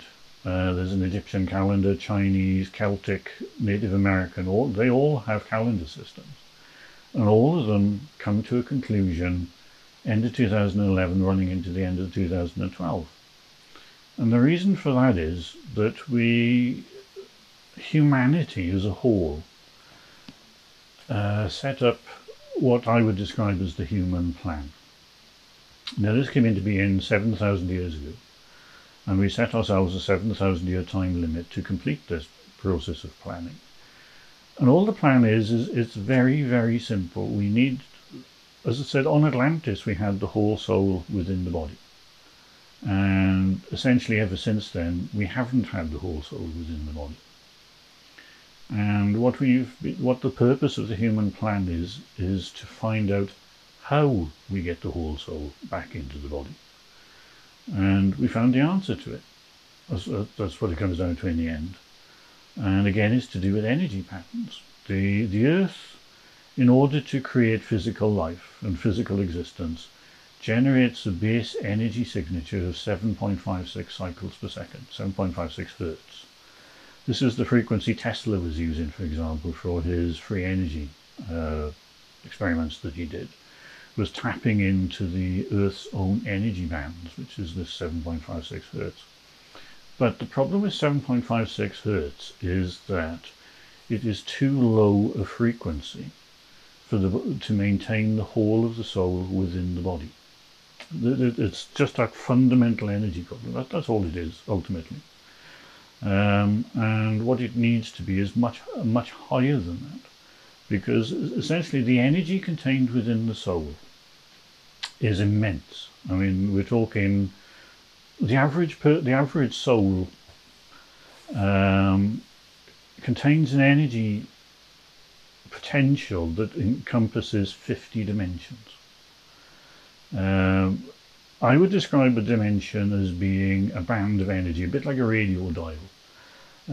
So you have frequency stops along the way. So a dimension is an energy, is a way of measuring energy at a level that encompasses all the frequencies that went before that particular band, and the next dimension then contains all the energies that are above that particular band. So the soul itself contains 50 dimensions as an average, which means this concept that we're moving into a fifth dimension is a complete load of rubbish, and again is fabricated by the Anunnaki to mislead us. So what we're trying to do is get this whole soul back into the body. We're not ascending anywhere, we're not going anywhere, we're staying on Earth. Otherwise, that's the whole purpose of Earth. Why would we want to go anywhere else, for God's sake? And so that 7.56 hertz signature level was too low, and in 2002 the Earth altered her own signature level from 7.56 hertz to 3.5 kilohertz. And everything has changed since. The chakras within the body have changed colour. You can't alter frequency without altering colour. Nobody on the planet has the traditional red, orange, yellow, green, blue, indigo, violet, rainbow colours of the traditional chakra colours. That's gone. Nobody has those colours. Most people have an intermediary set of colours, which are copper golds, petrol blues, petrol greens, and transparencies. By transparency, I mean pure energy, energy without a colour. Like a heat haze shimmer you get on a hot day. Then there are millions of people worldwide who have no colours to the chakras at all. They're just pure energy. And there are millions more people on the planet who don't have any chakras at all, because the reason for having chakras is very specific. And if you bring sufficient soul energy into the body, then you don't need the chakras any longer. So they've gone. Many millions of people worldwide do not have any chakras. And currently, this is mid-2010, something like 4.5 million people on Earth have undergone their full soul transition. In other words, they've brought the whole of the soul back into the body. Now, you won't see these people because they are living in isolated communities, in isolated spots. Let's face it, if you were wandering around the streets with that kind of energy emanating from your body, you'd be turned into a new religion. Or you'd be taken in for experimentation by the military. Which is what did happen, in fact, in America. A small group in America, they were the very first people to undergo this transition process. And they were immediately arrested and taken into custody for experimentation by the American military, and they're still held on one of the American Air Force bases. And the experimentation they've been put under is worse than anything we saw under Hitler. Believe me, it's horrendous what they've tried to do into these people's bodies. Any further details? but they knew that it was going to happen. So basically what they did was to volunteer, if you like, to be taken in to undergo this treatment, in the hope that others who were going through this process wouldn't have to undergo it themselves. Two people have actually died. Two of these people have died. Now that should not happen, because if you have the whole soul in the body, your natural lifespan is somewhere in the region of 1,500 years. People on Atlantis lived 2,000 years if that's what they chose to do. So the kind of experimentation is, yes, inject the body with just about any chemical you can think of to see if the body can throw it off. Inject the body with any disease you can think of, or even some of the engineered diseases, to see if the body can throw it off. How much electricity can the brain take? This kind of experimentation. And it's been going on for some years. And, it's still going on. But as I say, progressively, more and more people are undergoing this final transition of bringing the whole soul into the body. How do they recognize that? Oh, because there is no comparison. It's very, very difficult to describe what it's like to have those kinds of potential, because let's face it, we don't have the vocabulary to explain what it is like to be psychic, what it is like to communicate with a blade of grass, with a raindrop, with a wild animal, with each other, without the need for language. What it's like to be able to think. Let's use the example of remote viewing. So, say you want to go and you're walking down the street one day and you decide to yourself, I'd love to eat an orange. So what you do is you remotely view an area where oranges grow, and you think yourself to the tree where the orange is. And what you do is you take the body with the thought, a process called translocation. You can then pick the orange off the tree and return by the same process back to where you started from. That's the kind of potential and abilities that these people have. It's phenomenal. We do not have the vocabulary to describe the kind of abilities that these people have in how they deal with everything that is on the planet. And this is what we should be. This is what humans should be. This is what we're designed to be, and what everything we have ever done on this planet in 85,000 years has been leading up to us being, is to everybody to have those kinds of potential. And everybody can do it. There's no block, nobody standing in judgment anywhere and saying, you can't do this because you're a bad person. There's no such thing. If anybody wants to do it, they are perfectly capable of doing it. But this is what the Anunnaki are trying to stop, and what the Illuminati are trying to stop. Because we would be more powerful than they would.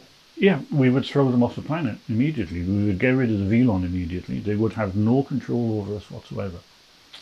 And the Illuminati would cease to have any kind of control over anybody who has those abilities. Because you cannot be contained, you cannot be controlled if you don't want to be. Because the human potential is astronomical. As I say, we don't have the vocabulary to describe how we are. I mean, there's an expression I used in one of my books, which was that if you think of our five senses, touch, sight, hearing, smell, whatever, they're like single notes compared to a symphony that is true understanding of the world and what our potential and our abilities actually are. So we've confined ourselves quite deliberately into this sort of minimal space that we inhabit in the body, and we're ready to break out of it. Excuse me. We're ready to break out of it again, so that we become, at long last, a full human being back on the planet. And this is what the Illuminati are trying to stop. They are trying to stop people fulfilling that potential. I mean, for example, the American military announced a few months ago that they were using HARP to flood the planet with extra low frequency waves. And ostensibly the reason they gave was to uncover underground secret bases by Al Qaeda, because ELF is ground penetrating radar, basically. The real reason for doing this is to counteract the Earth's shift in frequency from 7.56 hertz to 3.5 kilohertz. That's what it's there for. That's what they're flooding the planet with. And also it is trying to affect people's ability to change consciousness levels, because it's trying to slow down the frequencies of the body to stop us undergoing this kind of change and solar reintegration process. They're using HARP to create these sky spirals, like the one in Norway in December, and two others, I understand, one in, I think it was Russia, and the other in China around about the same time. And there's also this phenomenon that's coming about that people are describing as wormholes. They're all HARP generated quite deliberately to make us believe that aliens are entering our solar system and the planet and the orbit around the planet, because Ashtar Command, which is one of the Anunnaki's made up groups, along with the Galactic Federation, they're all made up by the Anunnaki and the Hathor to make us believe that we cannot complete this process on Earth. We must leave the Earth.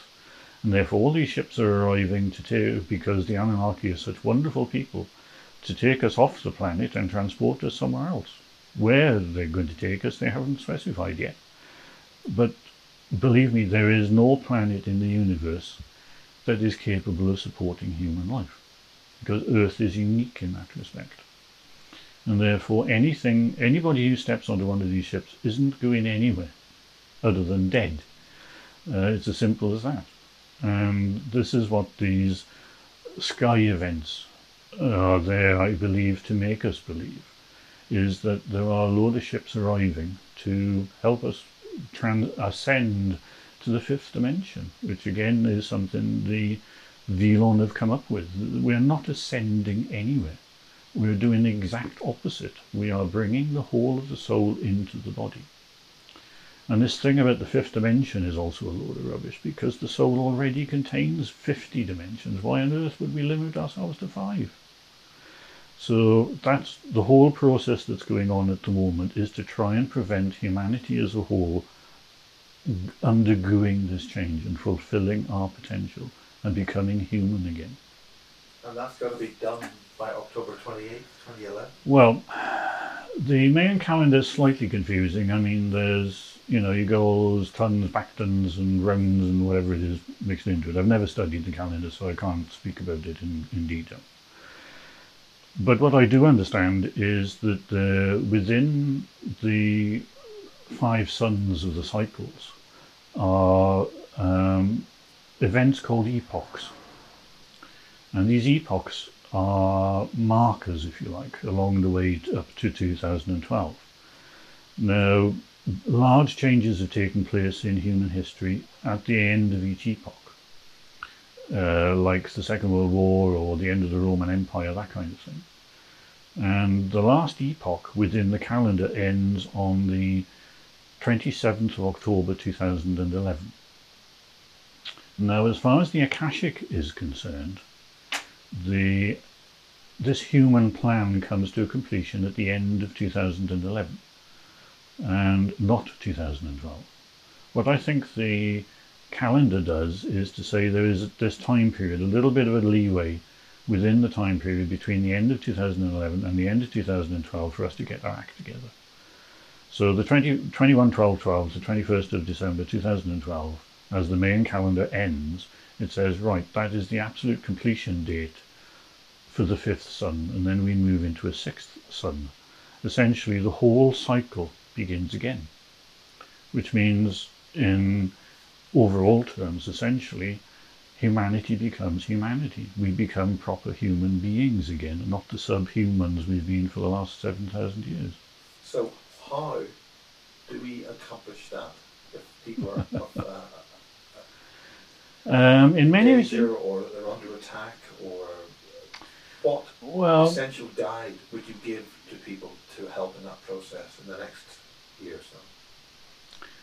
well, my view is that I think the idea of going out on the streets and rioting against these sort of new laws and restrictions that have been imposed on us over the last few years by various governments, going out and having street revolution against it, is probably a pointless exercise, because there are so many new prisons. Because there are so many new prisons having been built over the last few years, and laws are in place where people can be held without charge indefinitely. So if you go out in the streets and riot, all that's going to happen is you're going to get arrested, shoved into prison, and forgotten about. So I don't think that's an answer to anything. And really, the answer to the way in which we complete this process can only be internal, because it is an internal process. What we're doing is bringing the soul back into the body, bringing the higher self down into the body. And so it can only be done on an individual level. I mean, that's the whole point of being an individual, is that we can only do it for ourselves. Nobody can do it for us.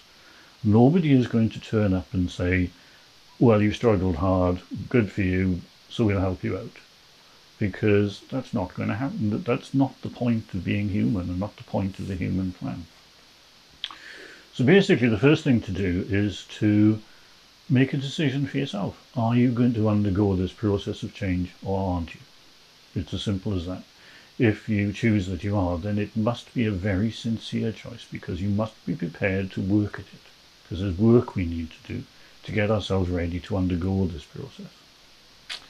Now, once you have made that decision, and you make sure that you really do believe that you're going to do this and are determined to do it, and the next stage is just that. Sit down quietly one day, and when you've made this decision, and say to yourself, with as much intent, positive intent, as you can inject into the statement, is to say to yourself, and also by doing that, what you're doing is saying to your higher self, is that I want to complete this process. I want to undergo this process of soul reintegration. I want to stay on this.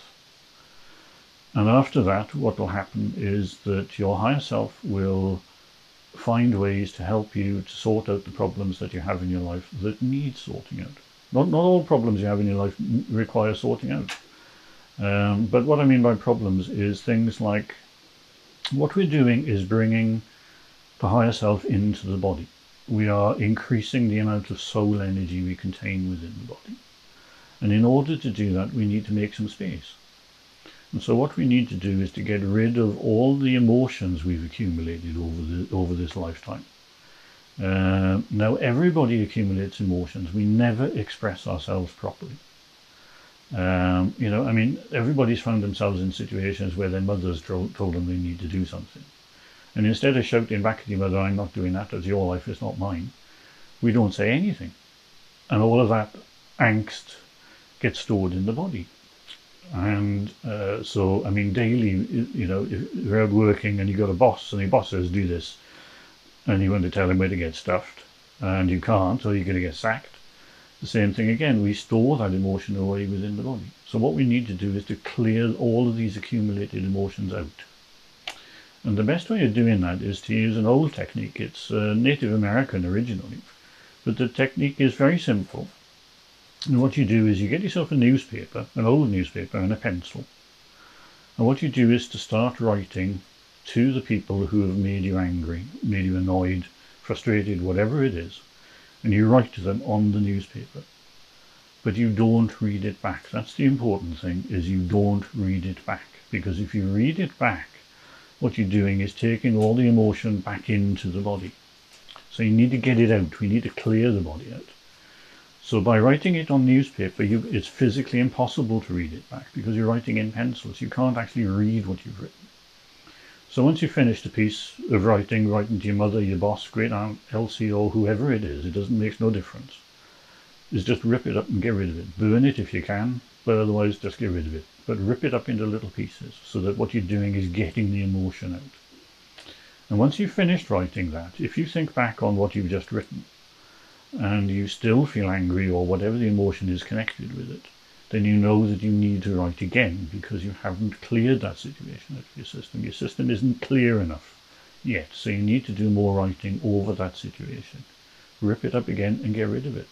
It's when you can think back on events that have occurred in your life and you can see them as events without any emotional upsurge attached to that event, then you know that you have cleared the emotion out of your system.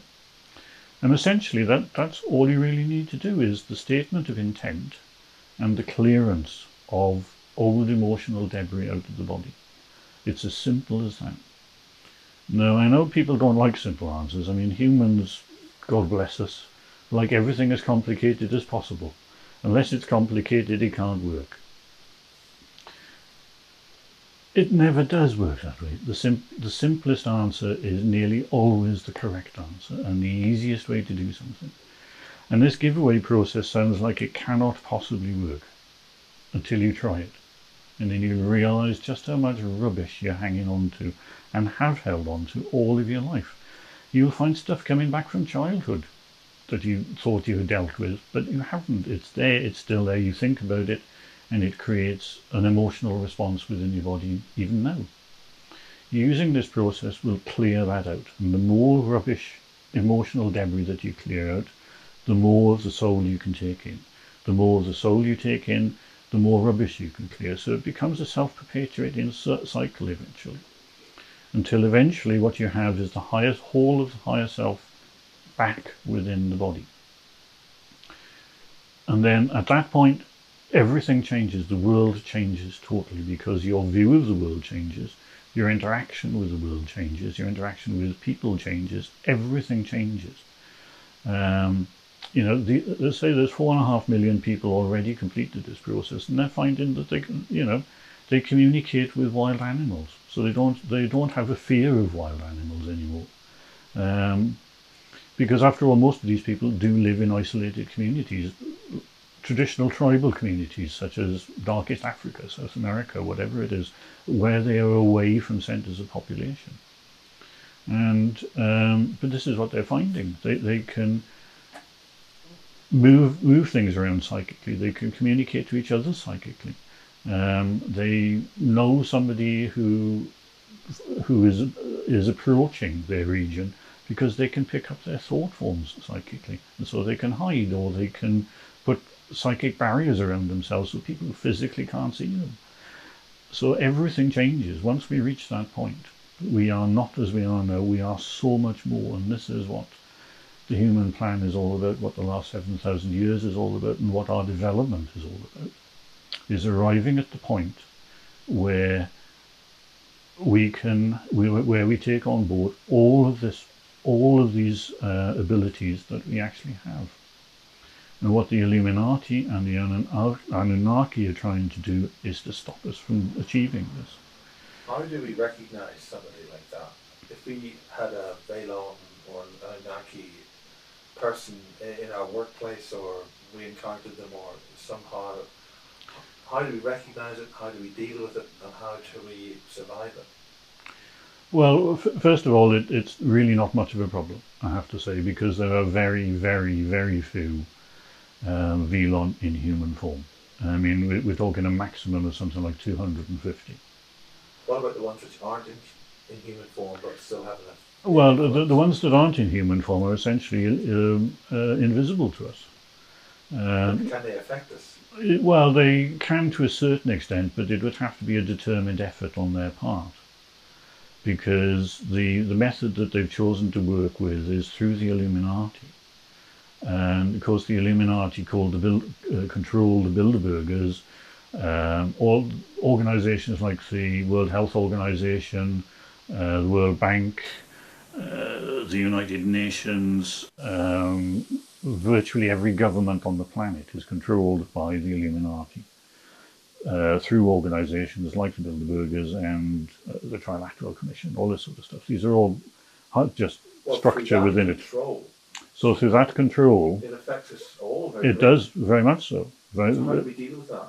Well, this is what I'm trying to say, is that, you know, most people's natural reaction to find out that how the British government's been manipulated, for example, into signing the Lisbon Treaty, The Lisbon Treaty, the implications of the Lisbon Treaty are horrendous in terms of personal freedom in Britain, or any country that has signed the Lisbon Treaty.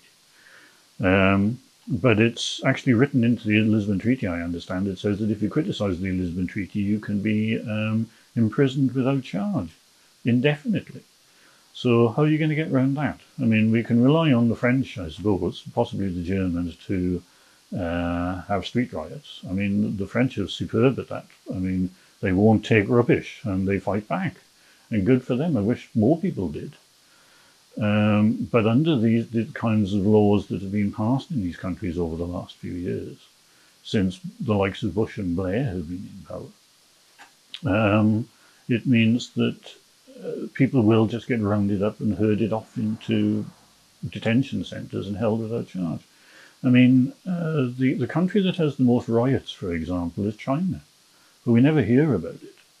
But what the Chinese have done since Tiananmen Square and all the protests by Western countries about personal freedoms and everything, they've issued personal identification cards which contain what they call RFID chips.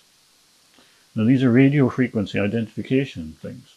So basically, instead of arresting people at riots like they always used to do, which caused all the problems with the West, is they have policemen who walk amongst the crowds who have RFID chip readers. And so they know the identity, name and address, and all the personal details that are stored in their cards about every single person that is in that particular riot. And so they don't have to arrest people en masse at these riots, because they've got all their details. They just quietly go around the houses and pick them up at night. And that's how the Chinese have got away with it. The reason why the Western countries like America and Britain dropped the idea of personal identification cards is because they couldn't make them work properly. And the original idea was that they would produce a card that was satellite trackable, so that every single person that carried one of these cards could be tracked wherever they went in the world, literally. But the technology isn't there. They couldn't make a card small enough to contain that kind of traceable chip. So they dropped the idea of personal identification cards. What they've done instead is switch to cars. This wonderful British thing that Peter Mandelson came up with, and we give everybody a tax rebate of £2,000 if they buy a brand new car. The reason is that the computer in the car has the technology that has a transponder fitted to it, which means you're identifiable by satellite tracking. Every single car on the road that is less than 10 years old is trackable by satellite. And not only does it carry these transponders, it carries an immobilizer. And the police carry computer units within their cars that will immobilize your car, if that's what they choose to do. And that's the reason for encouraging people to have brand new cars, is because they contain this technology. And that's, of course, where climate change comes in with the carbon lobby. Well, the climate change, again, is another complete rubbish. It's a total hoax. If you look back over climate history, of global history of climate change, what you find is 2,000 years ago, global temperatures were an average of about 3 degrees above freezing. We know this because the Romans wrote about growing grapevines on Hadrian's Wall that produced an extremely drinkable red wine, which means to grow grapevines on Hadrian's Wall means that the global temperature must have been about plus 3 degrees. Now, I know it doesn't sound very much, plus 3 degrees, but don't forget, we're talking average global temperatures. So we've got a temperature range of, let's say, something like minus 60 at the North Pole, plus 60 at the equator, and then minus 60 at the South Pole. So you average all those out, and the average global temperature, in theory, should be zero. But it never is. Well, it never is exactly zero. So if we go back 2,000 years, we find that the temperatures are about plus 3.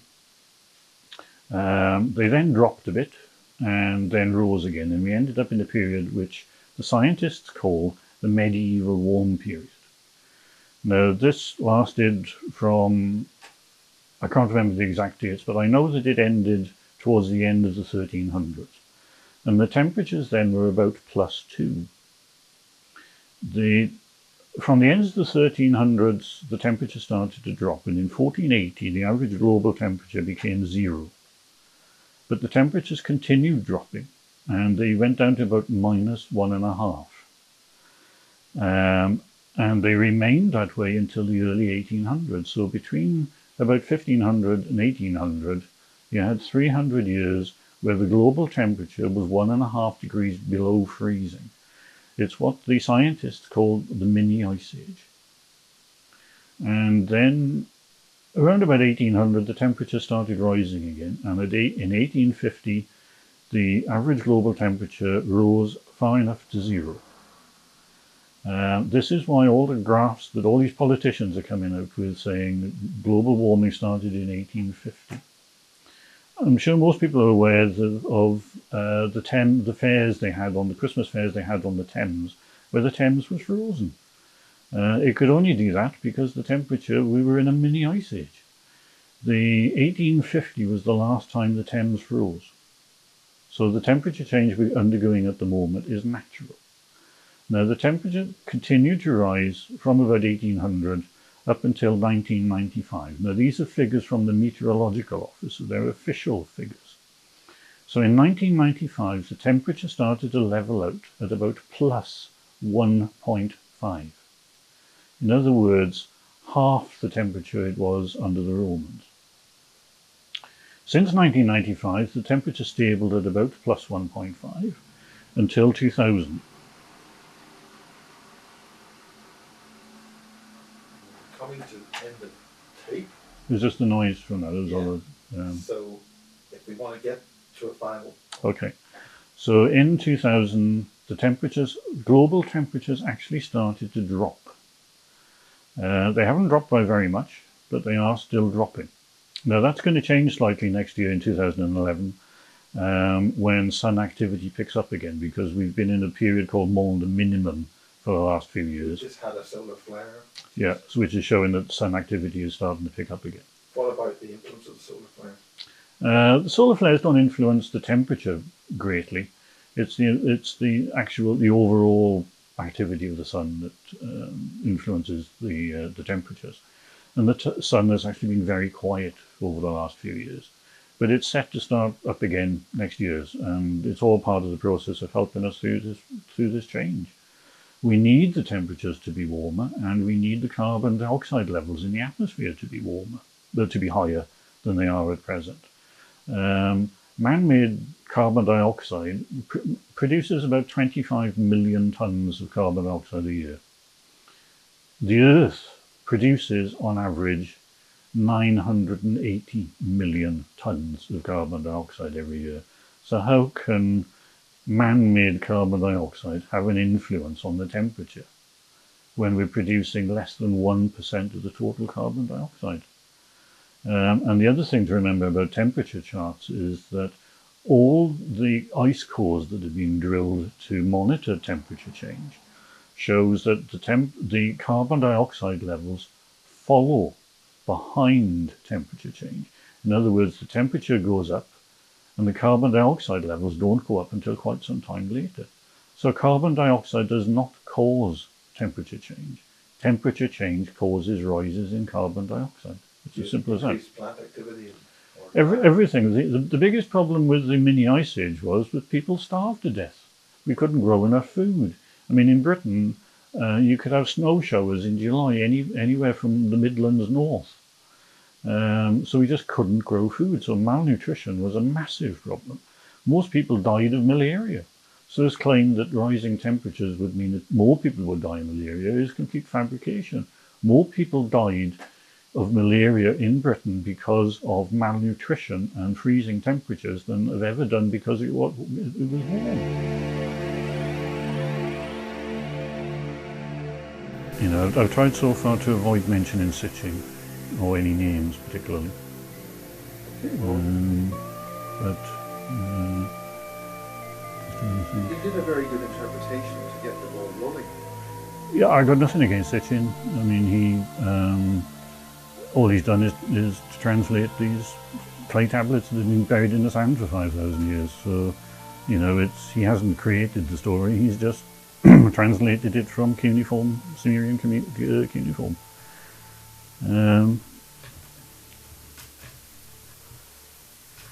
Okay, well, we could start with that, I suppose.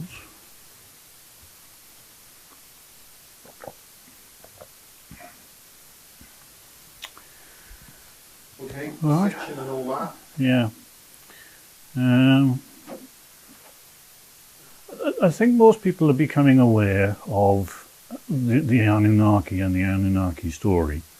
A lot of people are picking up on Zechariah Sitchin's translations of the cuneiform clay slabs that tell the Anunnaki story, which is essentially that humans were made by the Anunnaki as a slave race. It's gaining more and more prominence. More and more people are becoming aware of Sitchin's translations on the Anunnaki story. And there's also an awful lot of channeled material out there, and a lot of websites containing channeled material saying that the Anunnaki are here to save us. Organizations like the Galactic Federation, Ashtar Command, Big Great White Brotherhood, organizations like this are Anunnaki, essentially. They're set up by the Anunnaki, and they're here to deliberately mislead us. And the way in which they are doing this is they are using a basic human knowledge that we're undergoing some kind of change on the planet. And what the Anunnaki are trying to say is that we are ascending to the fifth dimension. Now, this whole concept of ascension is an Anunnaki word, and this idea of the fifth dimension is an Anunnaki concept. It has nothing to do with what is really happening on Earth. And it is all done to mislead us, to try and make us believe that the Anunnaki are actually our gods. They are our creators. And that is not true. It is totally against everything that human history is all about, human aspirations and human potential are all about.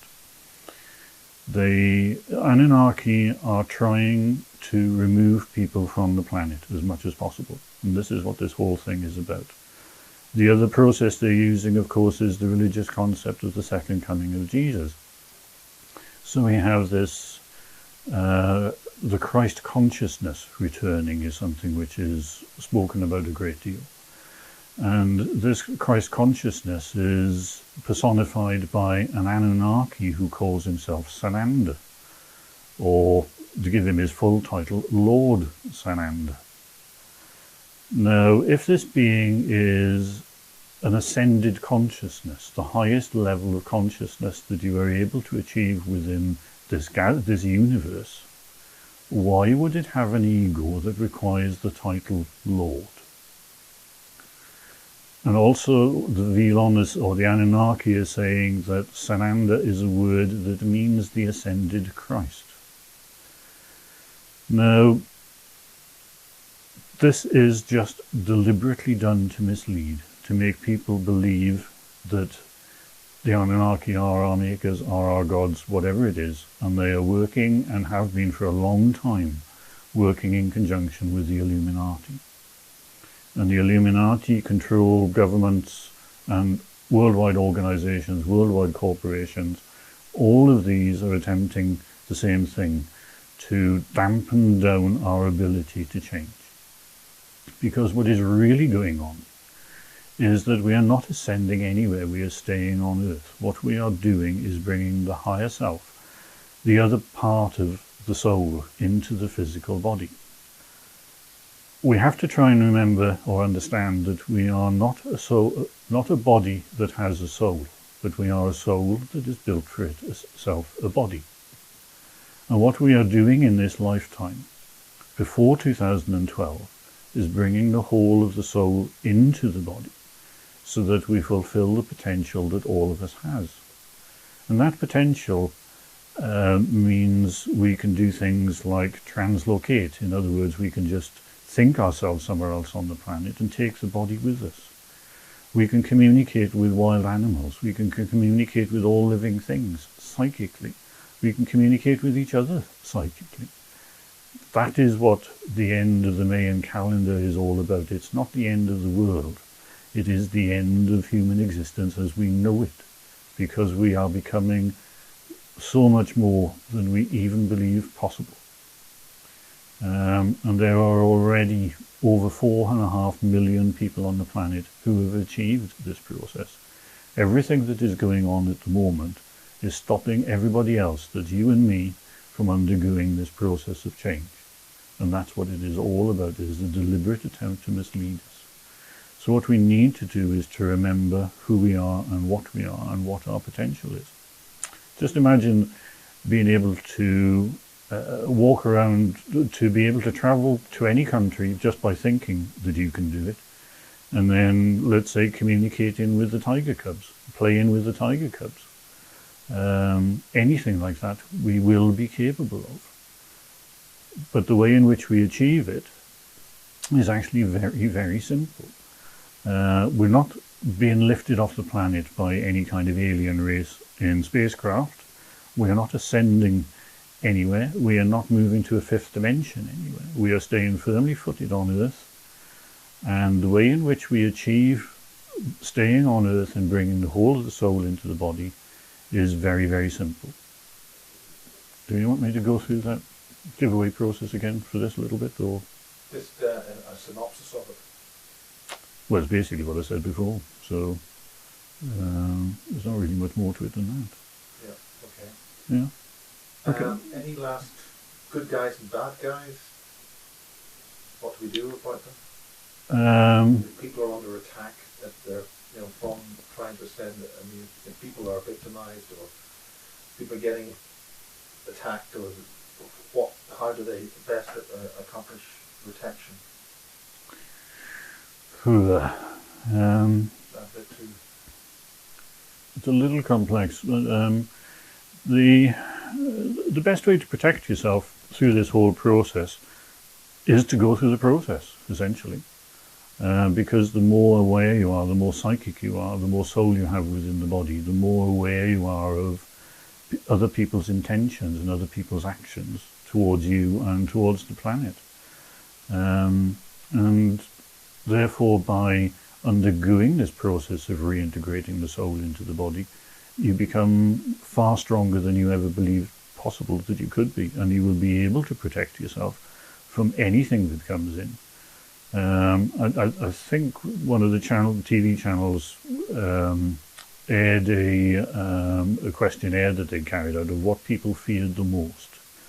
And the top answer was, the number one answer out of this survey was that people feared most coming under psychic attack.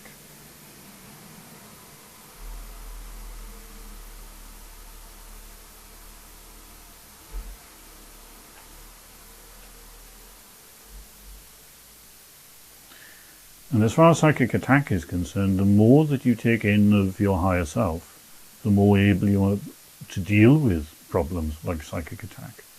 Very, very few people actually do come under psychic attack. You need to go out and do something that makes you noticed on a psychic level. And so if you're not acting on a psychic level, the chances of coming under psychic attack are very slim.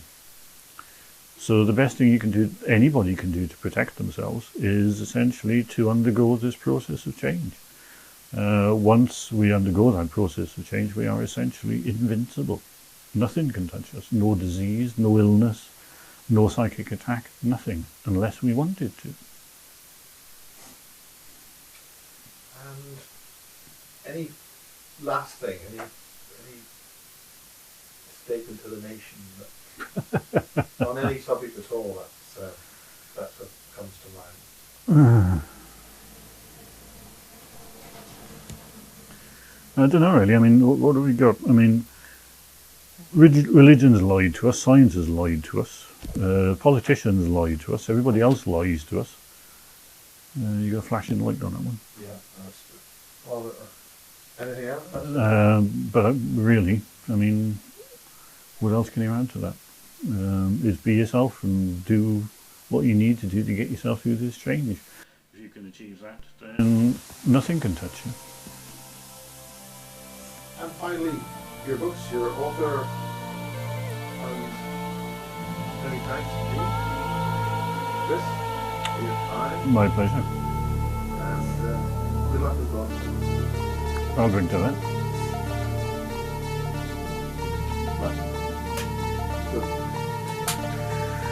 Yeah, okay, well thanks for that. So hopefully it will something will come out of it.